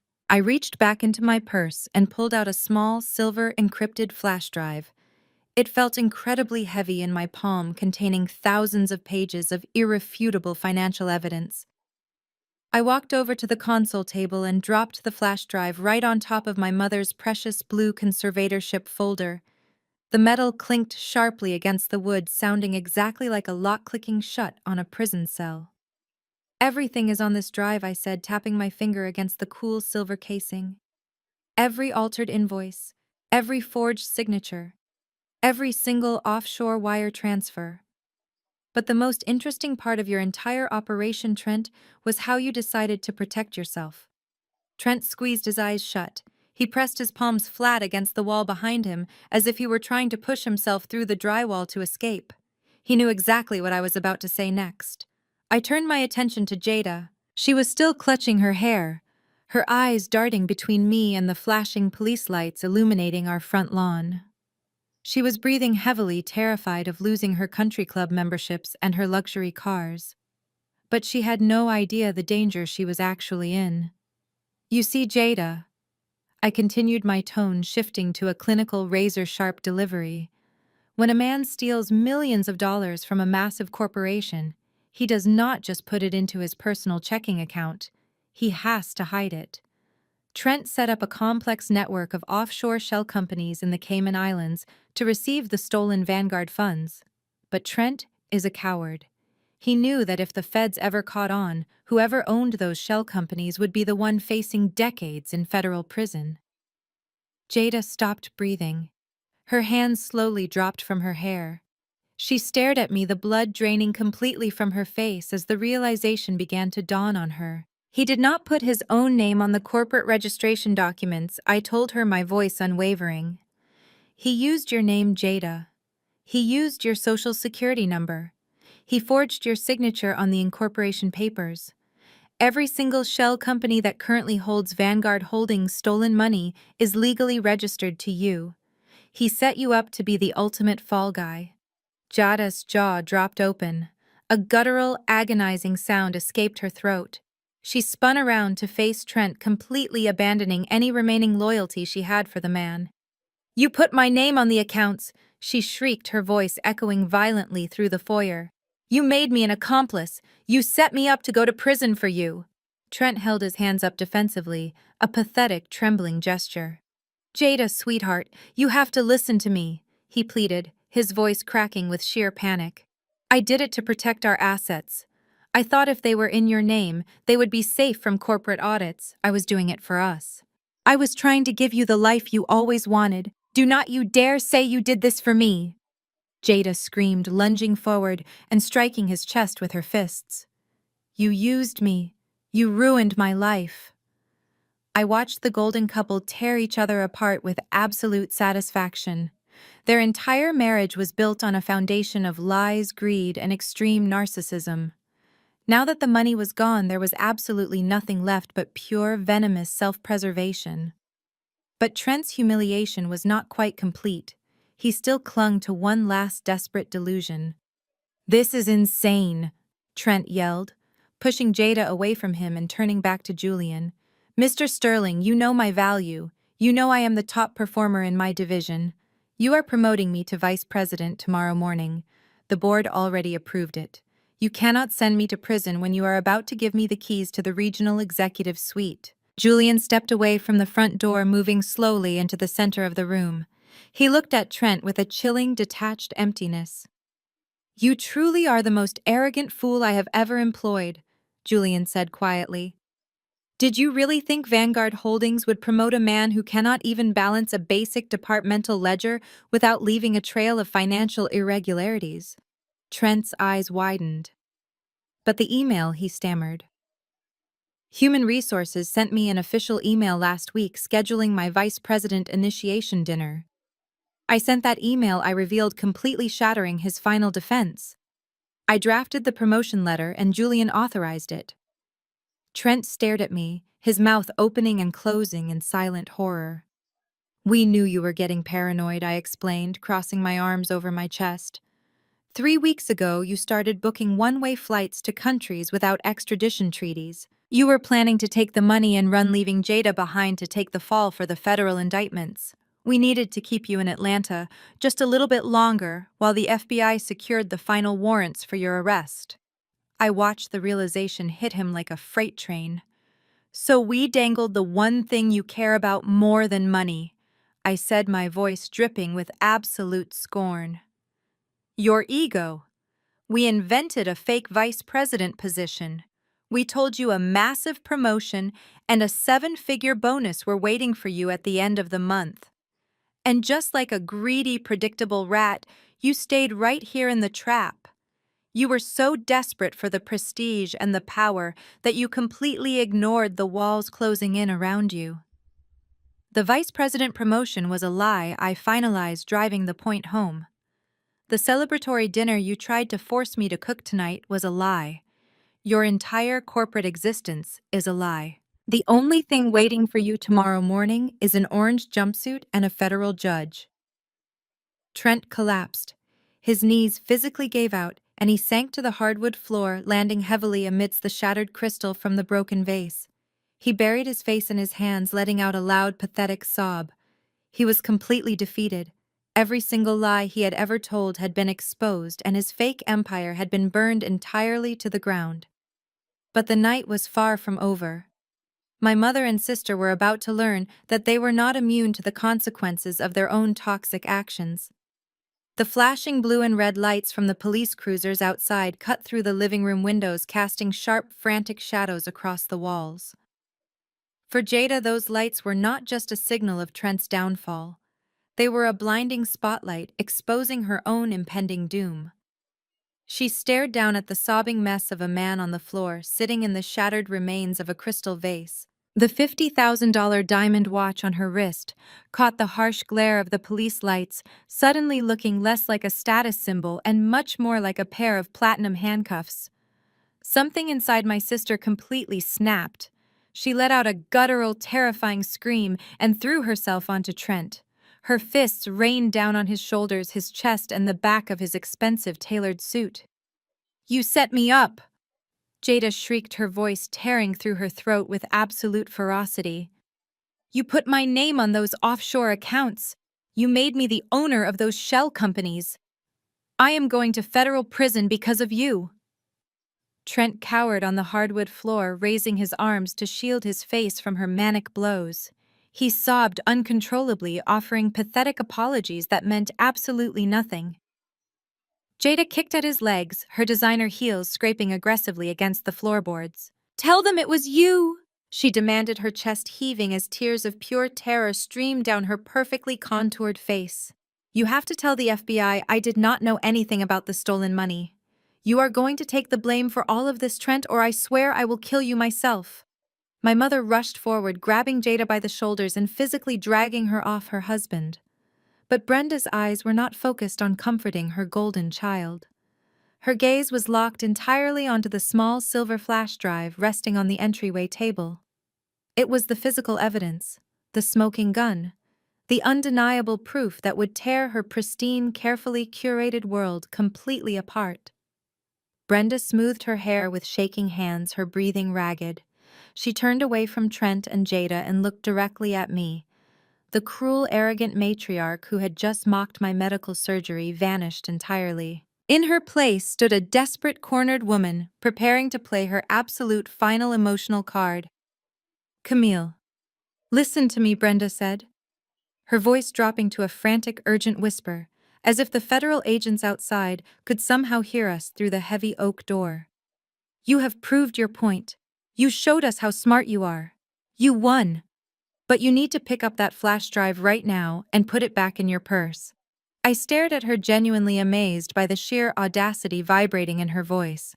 "You want me to hide federal evidence from the FBI?" I asked, my tone flat and unyielding. Brenda stepped over the broken glass, closing the distance between us.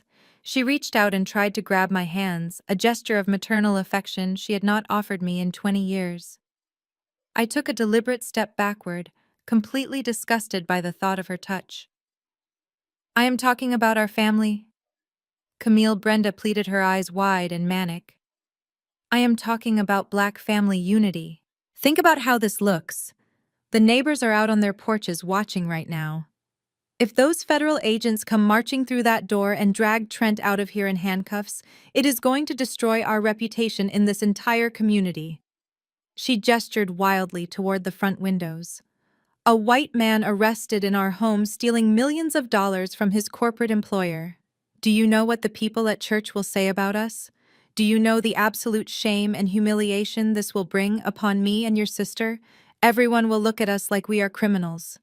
The shame, I repeated, my voice rising over the low hum of the police sirens idling in my driveway. "You are worried about the neighborhood gossip while your daughter is facing federal wire fraud charges. That is exactly why you have to stop this immediately," Brenda insisted, stepping forward again to invade my personal space. She was completely weaponizing our racial dynamics to protect a man who had treated me like garbage. "If you hand over that drive, you are sending a white man to a federal penitentiary, but you are dragging your own Black sister down with him. The criminal justice system will not show Jada any mercy, Camille, and you know that better than anyone. They will make an example out of her. You are going to ruin her entire life." Brenda pointed a shaking finger directly at my chest, her gaslighting reaching an entirely new level of toxicity. "And if Jada goes to prison, you will be the reason this family is destroyed. It will be entirely your fault. You can turn around right now and tell Mr. Sterling that you made a mistake in your forensic calculations. You can fix this. We can sell the cars and quietly pay the money back. Do not tear your own blood apart." I looked at the woman who birthed me. She was actively trying to make me feel guilty for stopping a federal criminal. She was manipulating the very real fears of the justice system to force me into protecting a thief, simply because admitting I was right meant admitting she had backed a massive loser.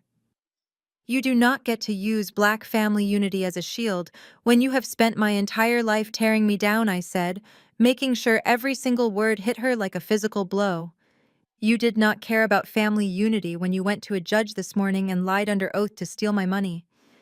You did not care about family unity when you stood in this very foyer and told me I should have sold my kidney on the black market to pay off Trent's credit cards. You only care about unity when you are the one facing the devastating consequences of your own actions." Julian remained perfectly silent by the front door, allowing me to completely dismantle my mother's final illusion. He was the silent witness to her absolute moral bankruptcy. "I am not destroying this family, Mom," I finalized, my voice cold, sharp, and absolute. "Trent destroyed it the second he decided to embezzle corporate funds. Jada destroyed it the second she chose to live a life of luxury funded by stolen money. And you destroyed it the second you decided to protect a white criminal instead of your own flesh and blood."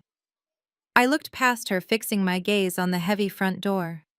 "That flash drive stays exactly where it is. And you are going to stand right here and watch the authorities take everything he owns. My mother opened her mouth to argue, but I completely cut her off. You spent your entire life teaching Jada to judge people based on their bank accounts and their background, I said, my voice ringing with absolute finality. But the truth does not have a skin color, Mom. A thief is a thief. Trent chose to steal, and he is going to face the exact same justice system that anyone else would. I will not compromise my own integrity to protect a man who has spent years tearing me down just to make himself feel superior. Brenda finally went completely silent. She stared at me, her eyes wide with a mixture of terror and disbelief, realizing that her absolute authority over me was entirely gone. Her emotional manipulation had completely failed. From the floor, Trent let out a sudden guttural sound. It was not a sob this time. It was the raw, desperate noise of a cornered animal, realizing its absolute demise. He looked at the heavy oak front door, then at the flashing red and blue lights illuminating the sheer curtains. The heavy footsteps of federal agents crunching up my gravel driveway echoed through the quiet night air. Trent's panicked gaze snapped toward the entryway table. He zeroed in on the small silver flash drive, resting right on top of my mother's blue conservatorship folder. His mind violently short-circuited. In his desperate, entirely irrational state, he believed that if he could just destroy that tiny piece of metal, he could somehow erase the millions of dollars he had stolen and make the federal indictments disappear. Trent scrambled to his feet, completely ignoring the sharp pieces of crystal glass digging into the knees of his expensive trousers. He let out a furious, unhinged roar and violently shoved my mother out of the way. Brenda stumbled backward with a gasp as Trent lunged directly at me. His hands were outstretched, his fingers hooked like claws, aiming straight for the flash drive on the table beside me. His face was twisted into a mask of pure, violent desperation. He did not care about my fresh surgical wounds. He did not care that he was about to assault his sister-in-law in her own home. He only cared about saving himself. I instinctively took a step back, raising my arms to protect my abdomen, but I did not need to defend myself. Before Trent could even close the distance between us, Julian completely intercepted him. Julian did not shout or hesitate. He moved with a terrifying, calculated precision. He stepped smoothly into Trent's path, grabbed the lapels of Trent's tailored navy suit, and used Trent's own violent momentum against him. With one effortless, powerful motion, Julian twisted his body and slammed Trent face first into the Brazilian cherry hardwood floor. The impact shook the entire foyer. Trent let out a sharp cry of pain as the breath was completely knocked out of his lungs. He immediately began thrashing wildly, kicking his legs and trying to buck Julian off his back. But Julian was immovable. He pressed his heavy knee directly between Trent's shoulder blades, pinning him securely against the floorboards. Julian grabbed both of Trent's wrists and wrenched them sharply behind his back, locking him in a hold that made it entirely impossible for him to move a single inch. "Stay exactly where you are," Julian commanded, his deep voice, radiating absolute lethal authority. "Do not make this any worse for yourself than it already is." Jada screamed, pressing herself flat against the living room wall, her hands covering her mouth in sheer horror. Brenda was completely paralyzed, staring at her perfect son-in-law pinned to the ground like a common criminal. Trent gasped for air, his cheek pressed firmly against the cold wood tears of pure defeat streaming down his face. The silver flash drive remained completely untouched on the table, glittering mockingly in the chaotic light. At that exact moment, the heavy brass handle of my front door turned aggressively. "FBI, open the door," a loud, booming voice commanded from the porch. I did not even have to unlock it. The door was shoved open with immense force, and the chaotic energy of the outside world flooded directly into my pristine foyer. 3 heavily armed federal agents marched into the house, their tactical vests standing in stark contrast to the elegant crystal chandelier hanging above them. The flashing red and blue lights from their cruisers completely overwhelmed the space, illuminating the absolute destruction of my family's false empire. The night of reckoning had officially arrived, and there was absolutely nowhere left for any of them to hide. "Do not look at me!" Jada screamed, her voice completely devoid of the wifely devotion she had performed just an hour ago. She pushed herself off the living room wall and stumbled backward, putting as much physical distance between herself and Trent as the foyer would allow. The lead federal agent paused, raising an eyebrow as he looked at my sister. "I had absolutely nothing to do with this," Jada declared, holding her hands up as if Trent was suddenly infected with a highly contagious disease. "I do not know anything about Vanguard Holdings. I do not know anything about corporate ledgers. He told me he was getting a massive promotion. He told me he was a top executive. I am a victim here. He lied to me just like he lied to everyone else." Trent stopped struggling against the agents. His entire body went completely rigid. The tears that had been streaming down his face seemed to freeze. He stared at Jada, his mouth opening and closing in silent, absolute devastation. The woman he had stolen millions of dollars for, the woman whose lavish lifestyle he had destroyed his own future to maintain, was tossing him to the wolves without a single second of hesitation. "Jada, how can you say that?" Trent whispered, his voice broken and hollow. "I bought you everything. You bought it with stolen money." Jada fired back, her tone vicious and completely unhinged. "You made me look like a fool. You forged my name on those offshore shell companies. You stole my identity, Trent. Officer, you need to add identity theft to his charges. I want to press charges against him right now. He used my social security number without my permission." I watched the entire spectacle with a cold, clinical fascination. Jada had always been a master of self-preservation. Growing up, whenever she broke one of my mother's expensive vases or ruined a piece of clothing, she would instantly burst into tears and point her finger directly at me. It was her innate survival mechanism. But watching her deploy that exact same childhood tactic against her husband while federal agents held him in handcuffs was truly a sight to behold. "You are playing the victim very convincingly, Jada," I said, my voice cutting through her hysterical performance. "But I think the federal investigators are going to have a very hard time believing you were entirely clueless." Jada whipped her head toward me, her eyes wide and manic. "Shut up, Camille," she hissed. "You know I do not understand finance." "You understand luxury," I replied smoothly. I took a few steps forward, pointing directly at her trembling left hand. "You are currently wearing a solid platinum diamond-encrusted watch that retails for $50,000. Trent brings home a base salary of $85,000 a year. You did not think it was mathematically suspicious when your mid-level management husband bought you a piece of jewelry that costs more than half his annual income." Jada looked down at her wrist as if the watch had suddenly caught fire. She gasped, grabbing the diamond-studded band and frantically tugging at the clasp. Her perfectly manicured nails chipped as she desperately tried to undo the complicated platinum lock. "I thought it was his end-of-year bonus," Jada cried out, her chest heaving as she finally ripped the watch off her wrist. She held it out toward the federal agents like a piece of toxic waste. "Take it! I do not want it. I am surrendering it as evidence. I will give you the cars. I will give you the country club memberships. Just keep me out of this. I am perfectly willing to testify against him in federal court if you grant me full immunity." Trent let out a sound that I could only describe as the complete shattering of a human soul.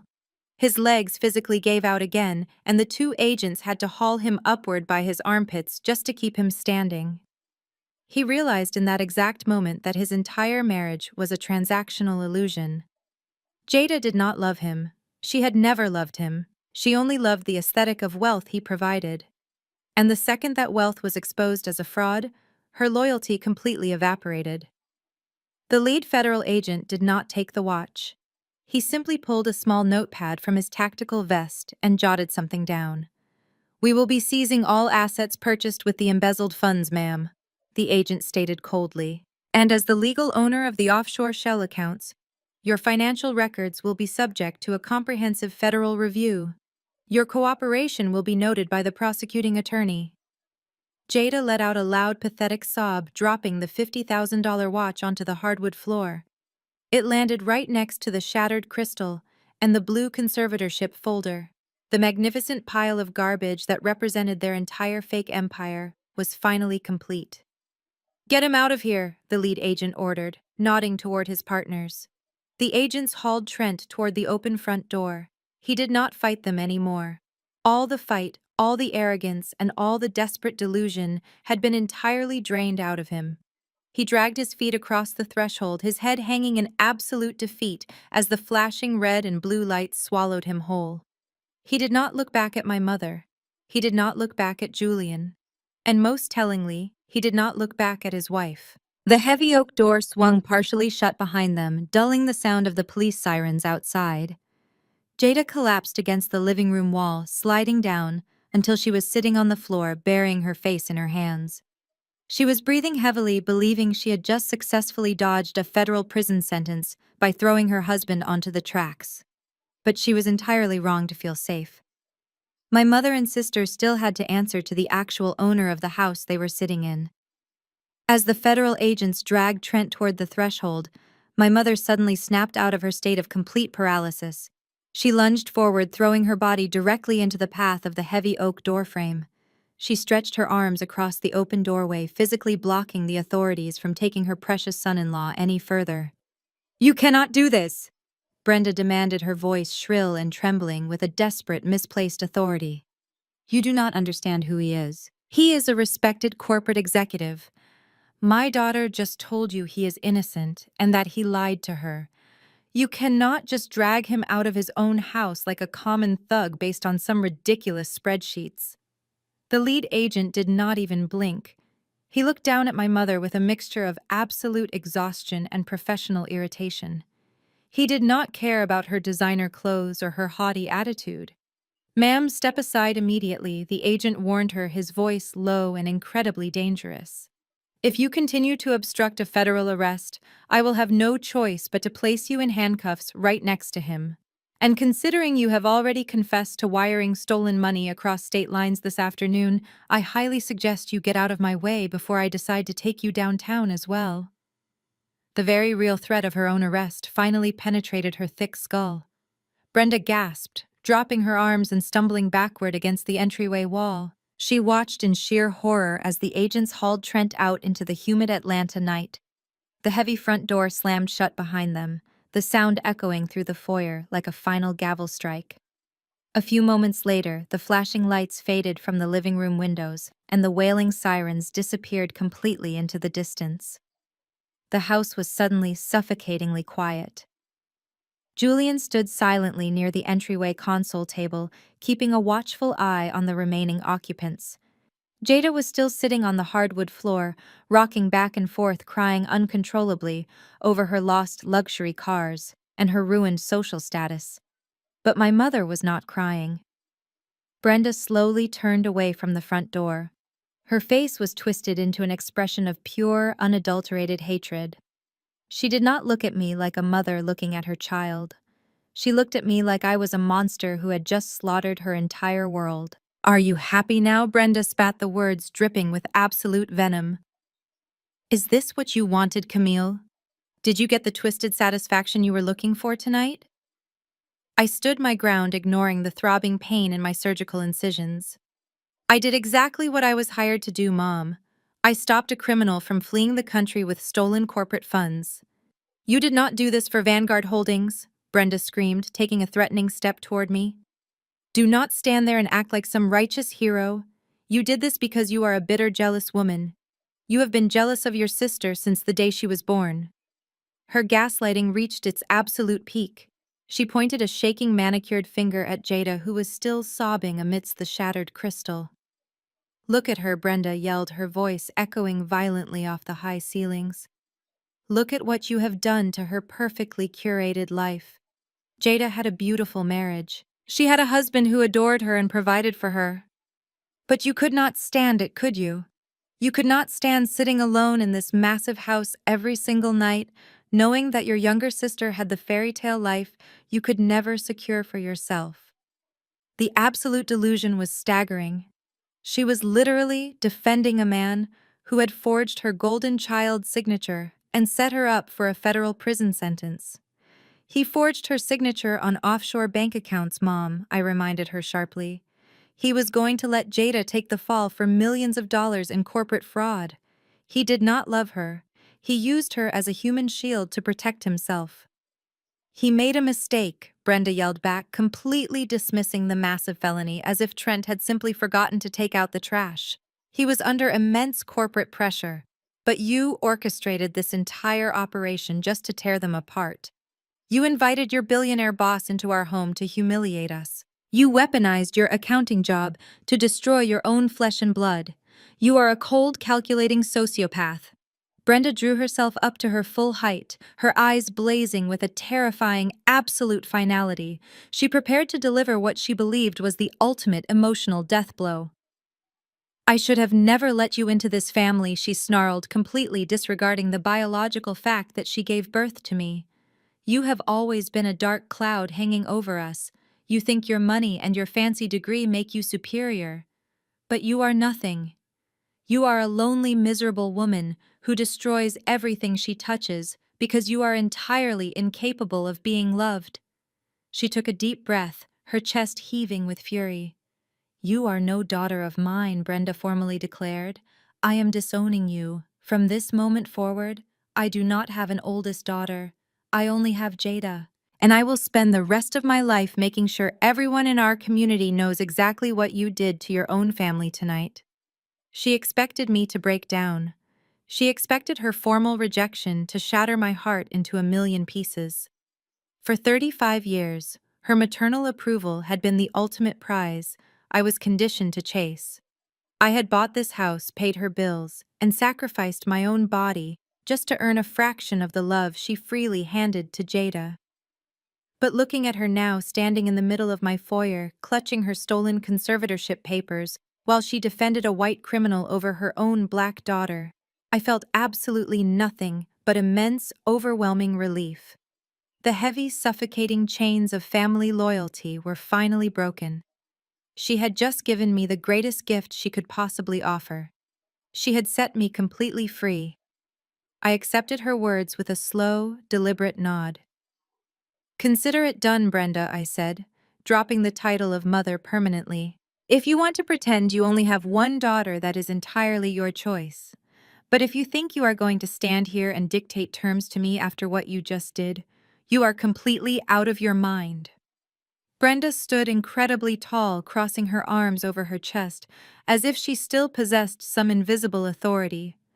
I want you to go upstairs, pack your bags, and get out of this house immediately, she demanded, her voice sharp and uncompromising. Your sister just lost her husband to the federal prison system. Her entire life has been turned upside down. She needs a safe space to grieve this absolute tragedy in peace. We do not need your toxic energy polluting this environment any longer. You are no longer welcome under Trent and Jada's roof. I actually laughed out loud. The sound was harsh and bitter, echoing through the foyer and causing Jada to flinch on the floor. The physical pain in my abdomen flared up sharply from the sudden movement, but the pure adrenaline coursing through my veins completely masked it. Under Trent and Jada's roof, I repeated, shaking my head in sheer disbelief at her unwavering delusion. Brenda, you really need to start paying closer attention to the world around you. I reached into my leather purse for the absolute final time tonight. My fingers bypassed my wallet and pulled out a thick, heavy, cream-colored envelope.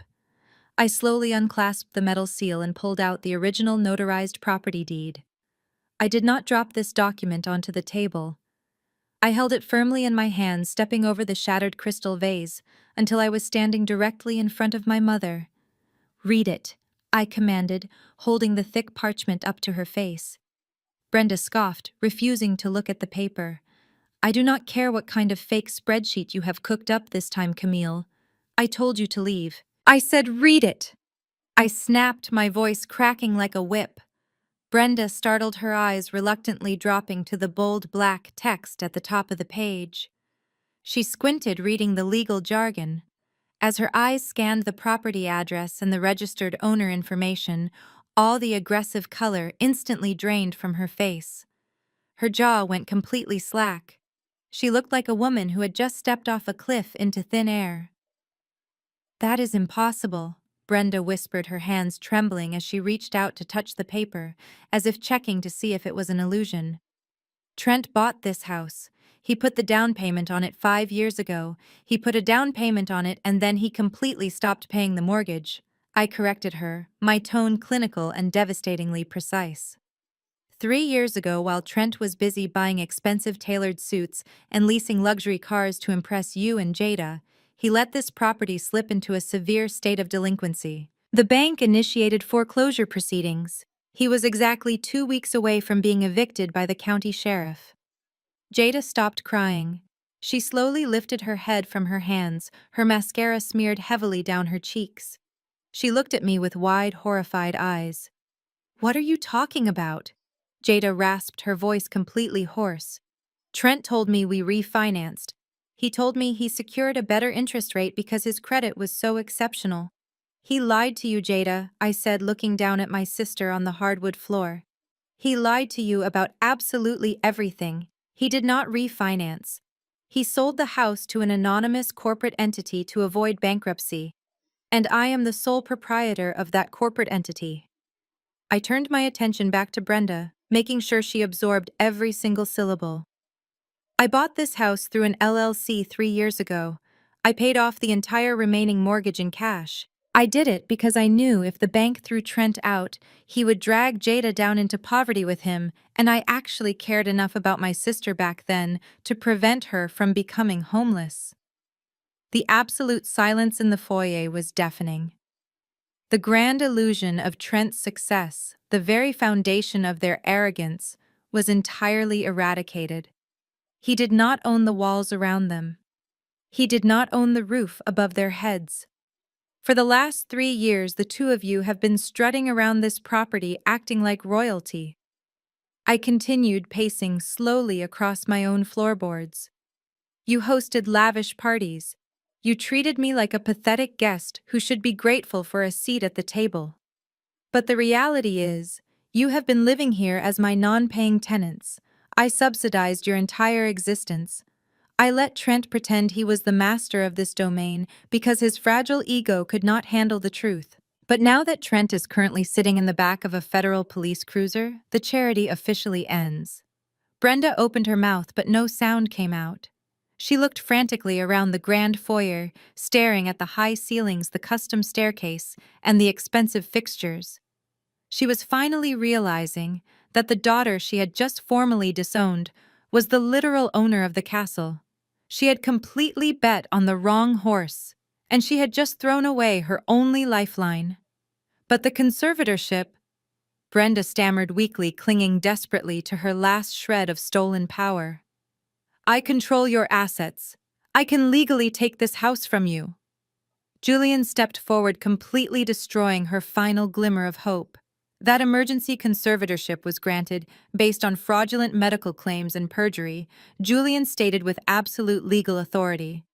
"My corporate attorneys have already been dispatched to the courthouse. The order will be entirely vacated by tomorrow morning, and you will be facing severe civil and criminal penalties for filing it.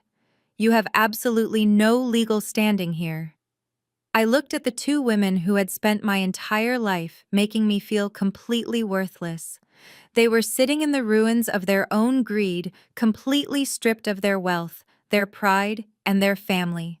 I felt a profound sense of closure. "Your lease expired at midnight," I stated coldly. "You have exactly 1 hour to pack your bags before I have you cited for criminal trespassing." The 60-minute timer started the exact second the words left my mouth. For a fleeting moment, Brenda tried to hold my gaze silently, hoping I would blink or show a sudden flash of maternal guilt. But there was absolutely nothing left inside me to give her. I stood perfectly still, my posture completely rigid, projecting an unwavering wall of ice. Jada broke first. The sheer terror of being arrested for criminal trespassing completely overpowered her pride. She let out a panicked, breathless sob and scrambled to her feet. She did not bother to pick up the $50,000 diamond watch she had abandoned on the floor. She kicked off her uncomfortable designer heels and sprinted barefoot up the grand staircase. Brenda watched her golden child flee in absolute terror.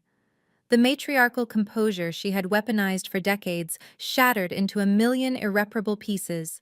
She let out a frustrated growl, grabbed the skirts of her expensive dress, and hurried up the stairs right behind Jada. Julian and I remained in the foyer. The pristine, elegant silence of my home was violently replaced by the chaotic, undignified sounds of two women realizing they were suddenly homeless and entirely broke. Heavy footsteps pounded against the ceiling above us. I heard doors being slammed with enough force to rattle the expensive picture frames on the walls. The harsh metallic scraping of wooden hangers being aggressively yanked across closet rods echoed down the staircase. Then the screaming started. The illusion of their unbreakable mother and daughter bond completely disintegrated the second their financial security was ripped away. I heard Jada shriek from the master bedroom, furiously accusing Brenda of trying to steal her limited edition Chanel handbag. Brenda shouted back at the top of her lungs, demanding Jada hand over her expensive jewelry because Brenda was going to need to pawn it to hire a criminal defense attorney for her perjury charges. They were turning on each other like starved animals. Jada screamed that Brenda should have known Trent was a fraud because Brenda was supposed to be the smart one.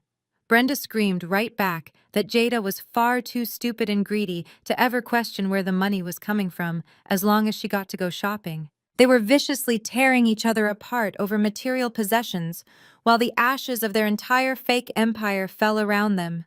They quickly realized they had a massive logistical problem. They did not possess enough luxury luggage to hold years of hoarded expensive clothing. I had already anticipated this. Earlier that morning, before I even left for the hospital, I had securely locked all of my own suitcases inside my office safe. Desperate and running out of time, I heard Jada sprint down the back staircase into the kitchen. She began violently tearing through the pantry cabinets. She emerged a moment later, her arms full of heavy-duty black plastic garbage bags. The absolute indignity of packing their high-end couture into trash bags was a poetic justice I could have never scripted better myself. 30 minutes later, the grand exodus officially began. Jada appeared at the top of the staircase. Her perfect silk dress was wrinkled and stained with sweat. Her meticulously styled hair was a frizzy, chaotic mess. She was dragging two massive, overstuffed black garbage bags behind her. The heavy plastic thudded awkwardly and loudly against each wooden step as she descended. Brenda followed closely behind her. My mother looked entirely unhinged. Her arms were overflowing with loose designer shoes, tangled silk scarves, and expensive makeup palettes that she could not fit into the bags. She was breathing heavily, her face flushed with physical exertion and absolute humiliation. They reached the bottom of the stairs and had to navigate the disaster zone in the foyer. They tried to step carefully around the shattered crystal from the broken vase, but the heavy garbage bags dragged directly over the sharp shards. The thick plastic snagged and ripped open. A pile of expensive cashmere sweaters and silk blouses spilled out directly onto the dusty floorboards. Jada let out a loud, frustrated scream. She dropped to her knees, frantically shoving the ruined designer clothes back into the torn plastic bag. She looked absolutely pathetic, crawling on the floor of a house she used to rule, desperately clinging to fabric, because it was the only thing of value she had left. I did not offer to help. Julian simply stepped aside to give them a clear path to the front door. "Keep moving," I instructed coldly, checking the clock on my phone. "You have 15 minutes left." Brenda glared at me with pure, unfiltered hatred, but she did not dare speak. She kicked the front door open and marched out into the humid Atlanta night. Jada dragged her torn garbage bags over the threshold, the plastic scraping loudly against the concrete porch. I walked out the front door right behind them, leaning against the thick white columns of my porch to watch the final spectacle unfold. The bright, unforgiving glare of the neighborhood streetlights completely exposed them. The heavy police presence from earlier had already drawn the attention of the entire affluent neighborhood. My wealthy neighbors were standing on their porches and manicured lawns, holding glasses of wine, openly staring at the two women dragging black trash bags across my grass. The absolute devastating social humiliation that Brenda had constantly feared and weaponized against me was now entirely hers to bear. Everyone in the community was watching her downfall in real time. Jada dropped her bags on the edge of the curb and pulled out her cell phone. Her hands were shaking violently as she frantically swiped through her contacts, desperately trying to find a friend who would take them in for the night. But the news of Trent's massive federal arrest had already spread like wildfire through their shallow gossip-obsessed social circles. Every single phone call she made went straight to voicemail. They were completely isolated. They were standing on the sidewalk under the harsh streetlights, surrounded by piles of plastic garbage bags, with absolutely nowhere to go. The glamorous facade was completely shattered, leaving behind nothing but the ugly, undeniable truth of exactly who they were. I watched from the porch as Jada frantically dialed number after number, her thumbs flying across her cracked phone screen. She was pacing the edge of the curb, completely ignoring the fact that the expensive silk of her dress was dragging through the damp grass. I could hear her desperate pleading voice carrying through the quiet night air, begging women she had once considered her closest friends to send an Uber or wire her enough cash for a hotel room. But the affluent women in Jada's social circle did not tolerate scandal. The moment they realized Trent had been arrested by federal agents, Jada became a complete social pariah. Every single call was abruptly disconnected. Every text message was left unread. Jada finally let out a frustrated scream and hurled her phone directly into the pile of black garbage bags. She collapsed onto the curb, burying her face in her knees, crying with the intense, unbridled panic of a woman who had never actually had to survive a single day in the real world. My mother stood a few feet away from her, watching the entire meltdown unfold. I could see the exact moment the harsh reality of their situation finally penetrated Brenda's thick layer of denial. She looked down at Jada, her golden child, the daughter she had worshipped and protected her entire life. But Brenda did not see a daughter in need of comfort. She saw a massive, insurmountable burden. She realized that Jada had absolutely no money, no survival skills, and no plan. Jada could not save them. The glorious, wealthy future Brenda had banked on by siding with Trent was completely gone. Brenda slowly turned her head and looked back toward the house. Her eyes traced the manicured lawn, the bright exterior lighting, and the massive white columns of the front porch where I was standing. The house was warm, secure, and fully paid for, and suddenly the woman who had formally disowned me less than 20 minutes ago realized I was the only lifeline she had left. I watched as Brenda left Jada sitting on the curb. She turned her back on her favorite daughter and began the long, humiliating walk up my concrete driveway. Her expensive leather shoes scuffed against the pavement. Her shoulders, which were usually pulled back with absolute arrogance, were heavily slumped. The regal, untouchable matriarch was completely gone, replaced by a desperate, aging woman who had nowhere to sleep.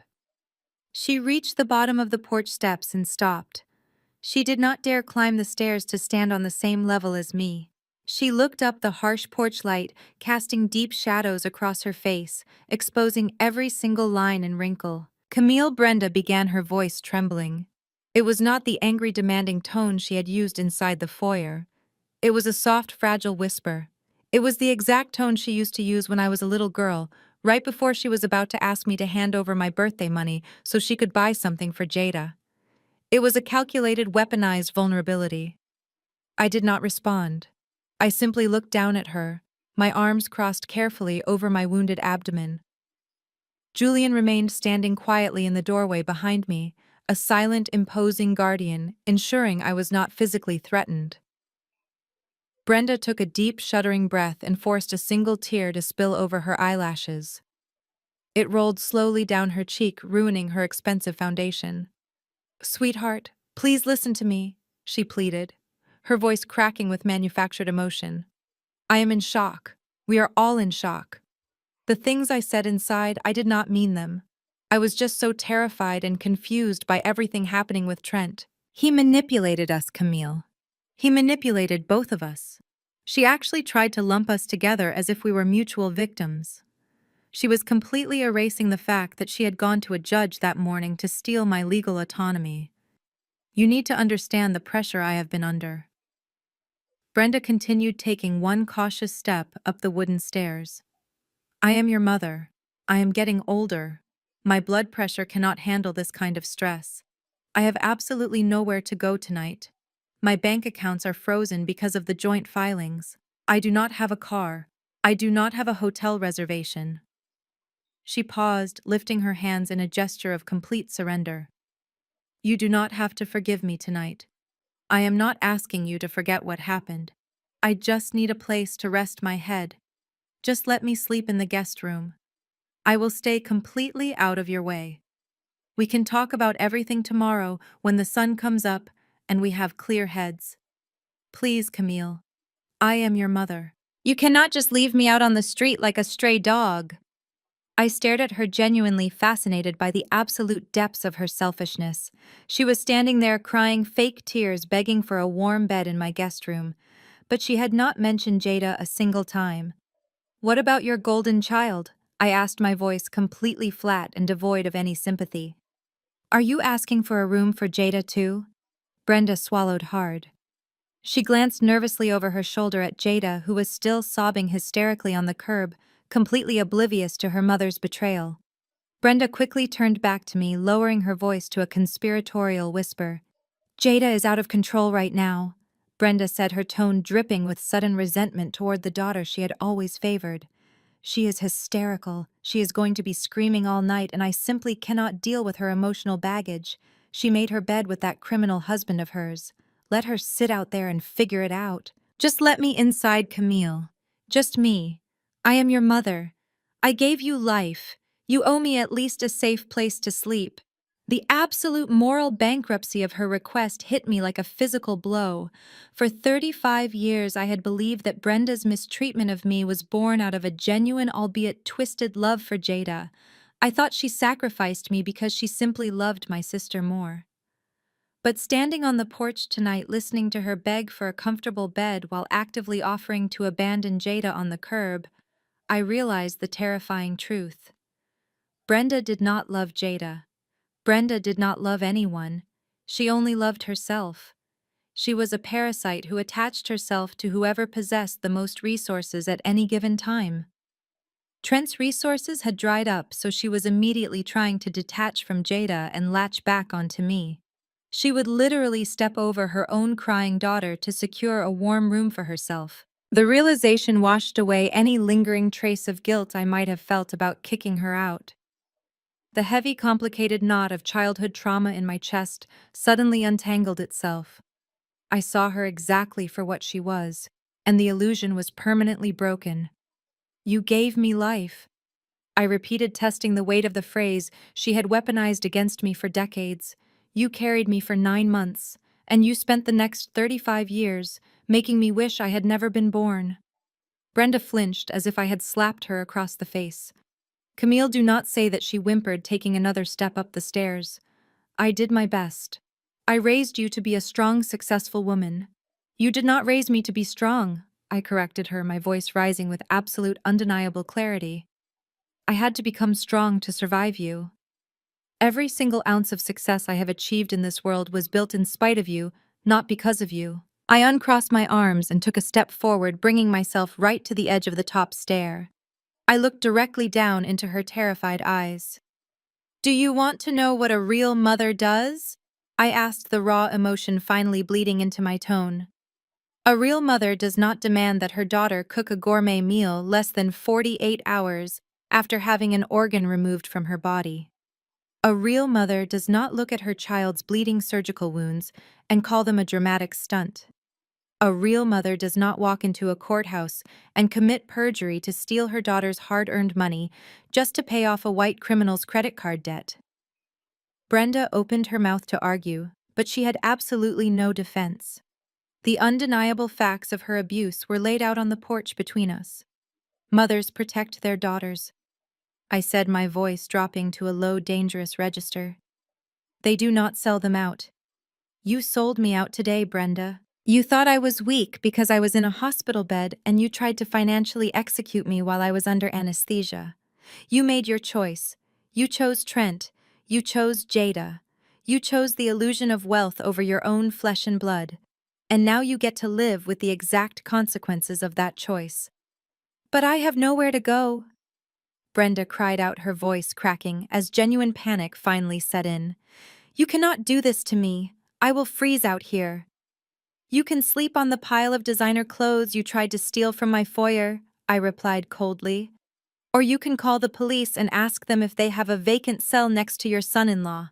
But you are never stepping foot inside my house ever again. I turned around, completely turning my back on the woman who had tormented me my entire life. I walked back toward the open front door. Julian stepped inside first, giving me the space I needed to finish the transaction. "Camille, wait!" Brenda screamed from the bottom of the stairs, her footsteps pounding heavily against the wood as she desperately tried to run up onto the porch. "Camille, please! I am sorry. I am so sorry. I will do whatever you want. I will go to the courthouse tomorrow and reverse the paperwork. Please do not lock me out." I stepped over the threshold into my beautiful, quiet foyer. I placed my hand firmly on the heavy brass handle of the solid oak door. I looked at Brenda one last time. She had reached the top of the stairs, her face streaked with black mascara, her hands reaching out toward me, as if she could somehow physically stop the inevitable. I did not feel a single ounce of pity. I did not feel sadness. I only felt an incredible, overwhelming sense of absolute freedom. I pushed the heavy wooden door forward. It swung shut with a solid, satisfying thud, instantly cutting off the sound of her frantic screaming. I reached up and firmly turned the deadbolt, the loud metallic click echoing through the silent house. It was not just a lock on a door, it was a permanent, unbreakable emotional boundary. The cord was finally cut. I was completely, unapologetically free. The heavy metallic click of the deadbolt echoed through the grand foyer, followed immediately by something I had not experienced in my own home for years. Absolute uninterrupted silence. There was no more screaming. There were no more unreasonable demands. The suffocating tension that had poisoned the very air inside my house was completely gone, sucked out into the humid Atlanta night, along with the people who created it. I stood with my hand resting on the brass door handle for a long moment, simply breathing in the quiet. Then, as if my body suddenly realized the war was finally over, the massive surge of adrenaline that had been keeping me standing abruptly crashed. A sharp, searing wave of agony radiated from my surgical incisions. My knees buckled slightly and I let out a sharp gasp, grabbing my abdomen as the physical toll of the last 48 hours violently caught up to me. Julian was there in an instant. He did not hover or act frantic. He moved with a calm, grounding presence. He gently took my arm, supporting my weight without making me feel weak or helpless. "Let us get you off your feet," Julian said softly, his deep voice a soothing contrast to the chaotic shrieking I had endured all evening. "You have fought enough battles for one night." I did not argue. I leaned into his supportive grip as he guided me away from the front door. We carefully stepped around the scattered debris of the shattered crystal vase and the blue conservatorship folder that my mother had abandoned on the floorboards. Julian led me out of the foyer and into the formal living room, helping me slowly lower myself onto the plush velvet sofa. He grabbed a thick woven throw blanket from the back of the armchair and carefully draped it over my legs. "Do you need your pain medication?" he asked, his dark eyes scanning my pale face with genuine professional and personal concern. "I can get you a glass of water." I shook my head slowly, leaning my head back against the soft cushions. "I am okay," I breathed out, closing my eyes for a brief second.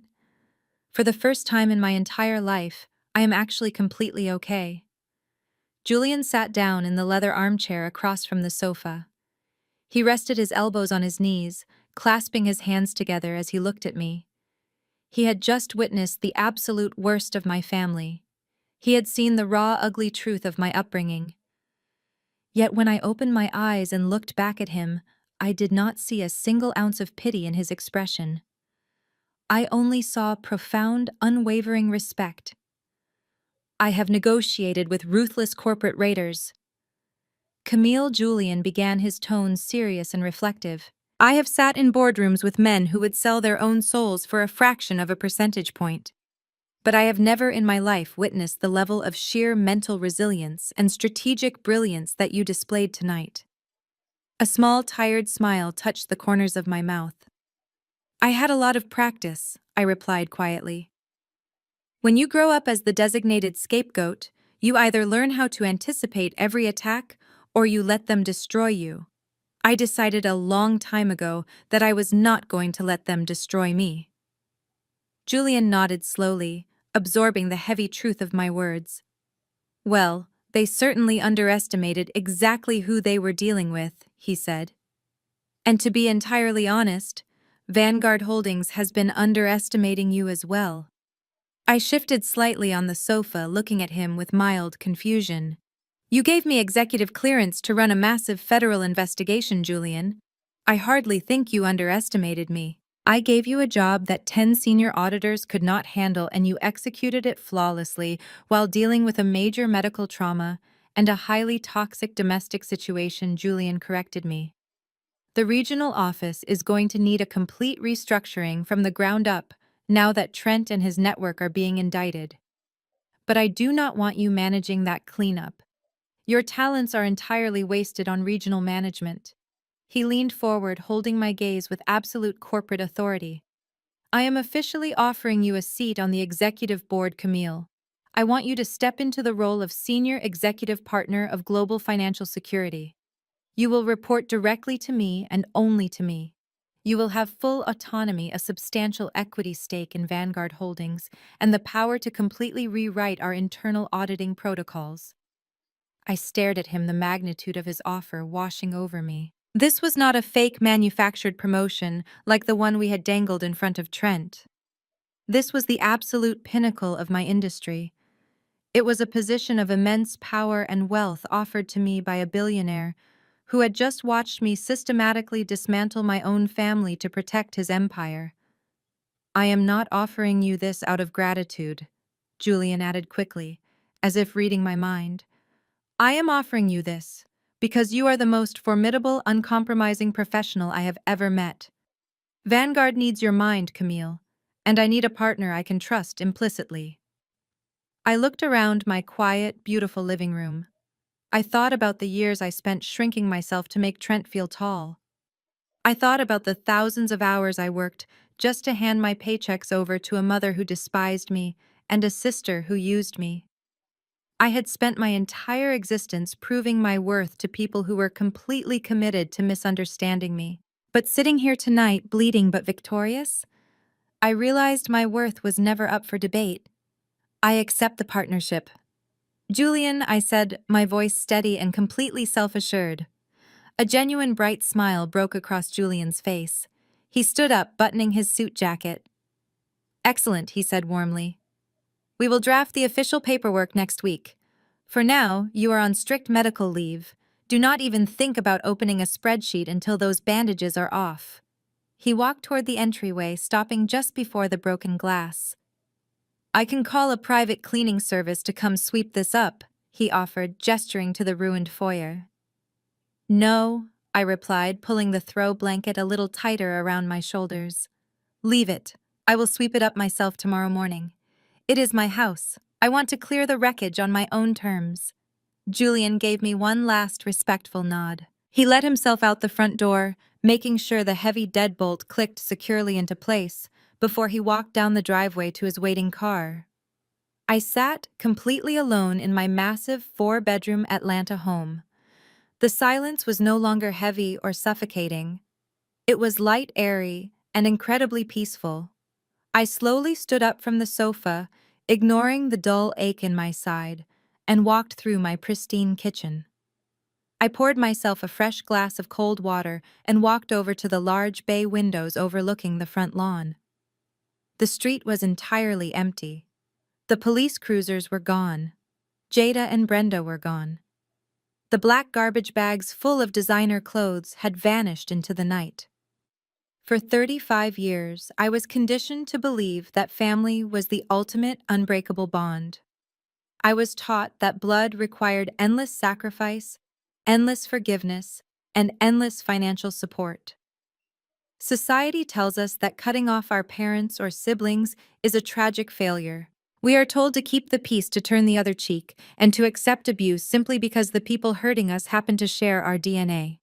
But as I stood in my kitchen, a wealthy, independent, and fiercely successful African American woman, I knew the absolute truth. Walking away from toxic blood ties is not a tragic loss. It is a profound, beautiful victory. I did not lose my family tonight. I evicted a group of parasites who had disguised themselves as a family. I reclaimed my narrative. I reclaimed my sanctuary. I reclaimed the millions of dollars I was destined to earn in my new executive partnership. And most importantly, I reclaimed my own physical and mental peace. My mother had told me I would be nothing without her approval. She told me I was unlovable. But the love I needed was never going to come from a woman who viewed me as an ATM. The love I needed had to come from myself. By locking that heavy wooden door, I finally proved that I loved myself enough to demand basic respect. I proved that my hard-earned wealth, my brilliant mind, and my generous heart belonged to me alone. I am Camille, and I am the absolute master of my own destiny. Have you ever had to evict toxic family members from your life? Share your story in the comments below.